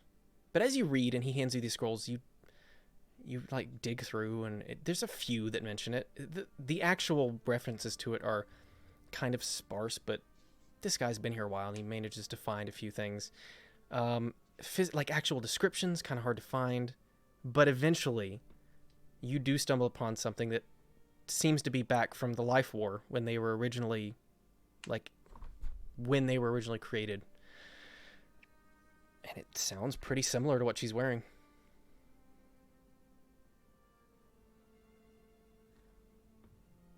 Okay. So, Ness returns shortly. I say shortly, but it probably would have taken him at least an hour or two. What are you guys do anything, or are you just laying and staring at the ceiling during this time? Okay. Okay. I'm gonna try and like sit down and clear my mind, like you said. Okay. See if anything comes to me. All right, Bate. Roll me another d20. Roll with advantage this time.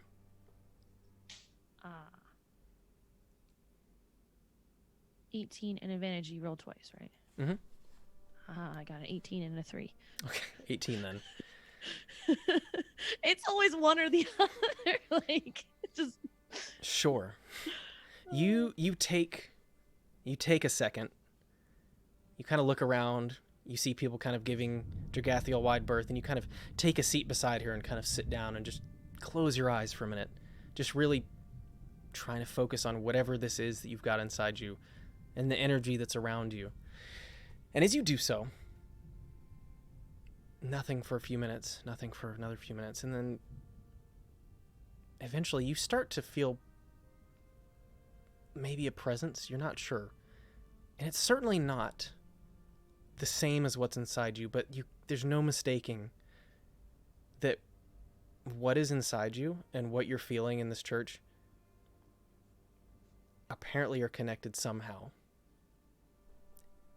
It's a comforting feeling, almost like somebody's, covered you in a blanket, just to try and let you know that everything's okay, whether you understand it or not.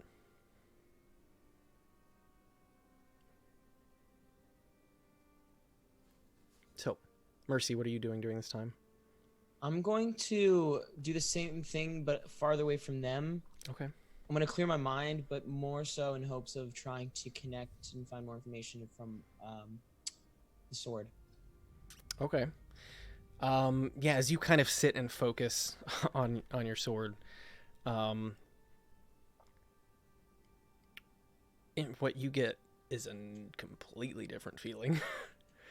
The feeling that you get focusing on it is just almost like a gnawing hunger, a need to get bigger, stronger. You kind of hear the voice kind of just whispering back and forth that you're not ready yet, that that you both need to be fed to be stronger, to reach the goal that you clearly have to do, that you have to complete. And I presume being fed is by killing. You kind of get that sense.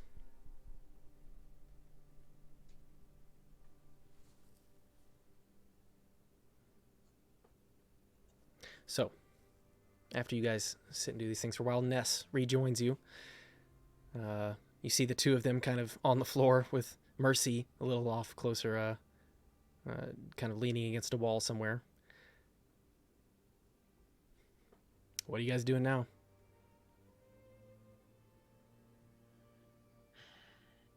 Did you find anything? Yeah. And it's not your necklace. Okay.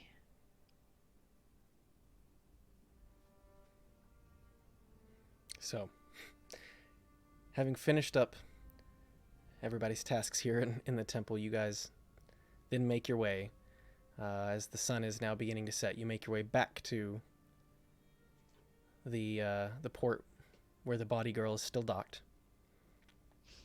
Kind of make your way aboard as the sun is now just creeping down, disappearing behind the horizon. And as you kind of hop on board, you see Varlin waiting for you up top. He says, "All right, well, I'm glad to see you're all back. Did you accomplish everything you needed?" We ate a slug. Ah, yes, quite good, right? Should have got 2. The I best like one it. I ever had. Should have got 2. Yeah, best one any of us ever had. Yeah, a little pricey, but it's worth it. It's good to try everything when you're in a new place. Don't disagree. Well, sorry, I just keep in a journal, and rather than writing all of your names every time, what do you call yourselves? Ness. No. I mean all of you. Oh, Like all your, of us. Your group. Every group has a name. Oh, Oh no. we're doing this whole bit. I don't know. Why are you covering your face? You have a terrible name, don't you? No, I don't have a terrible name. We're on this ship. He has this piratey accent, and I'm like, we are the pirates who don't do anything. I understood that reference. Oh, me too. Okay. So as he kind of looks at you guys kind of standing there slack jawed, he's like, all right, well, at some point I suggest you be coming up with something that'll be useful in the future. I promise you that. So you all get accommodations, maybe some fresh sea air and a bit of wind in your hair. We'll give you some inspiration. Perhaps so. And so with that, Swish, swish. Toss, toss. we are going to call it there for tonight. Good job, guys. There's a lot of emotions and a lot of potentially. Pride. Oh, he beat. Oh, I didn't mute it there. Prepared. Yeah. Like, Yeah. So that was a lot of fun. You guys have a lot of stuff going forward. Yeah, I'm excited yeah. because I had no idea where you guys were going based on the options you had available for this session. So I'm actually really excited. Without ruining too much, we're going to be bringing in special guests really shortly, based on the path that you guys are on now. So I'm excited for that. So yeah. Does anybody any questions before we go? Like, because I've got notes here for if anybody has any questions. But What is the crow nest girl's name again? And the Killy, captain's Killy, name again? like Gilly, but with a K. Oh. Yeah, her you probably didn't ask her full name, Yeah. but it's also adorable. I'm sure that it's sweet. also Killy. No, Her name's it's- Killy. Killy. No, that's her middle name. Her last name is Killy McKillian. Sweet Pea. Killy. Killy Sweet Sweet pea, Pea. honey, Is honey it really? flower. Is it really Sweet Pea? Yeah, Oh my god. actually, like I have the names of the whole crew. But yeah, I'm excited to meet this ragtag crew. so That's what our name should be. The ragtag crew. Or the ragtag crew. Immovable rods. so yeah, maybe Movable rods. maybe Immovable be rod rainbow scarf. be thinking about that as you guys drift off to sleep. And we'll resume next time. So guys, thank you so much for joining. Thank you guys so much for playing. You guys all did awesome tonight. And we got a whole bunch of things are only picking up from here and also getting more dangerous. So I'm really excited for what's to come shortly. And yeah, if you aren't already following, please do, because we're here every single Thursday. And also every single Monday, there's another campaign. And eventually there'll be a crossover with that, probably around Christmas. Also, Goodness. before too long, assuming I've timed it right, it's going to be close. There's going to be a Halloween event. It's going to be starting kind of early to mid-October. So that's going to be a lot of fun. And yeah, so thank you guys. If you're not following all these beautiful people, their names are below in my About section. You can just click there and very easily get there. Otherwise, yeah, I mean, I don't know, guys. That was a good session. I had fun. It was a good session. Yeah. Hell yeah. Hell yeah.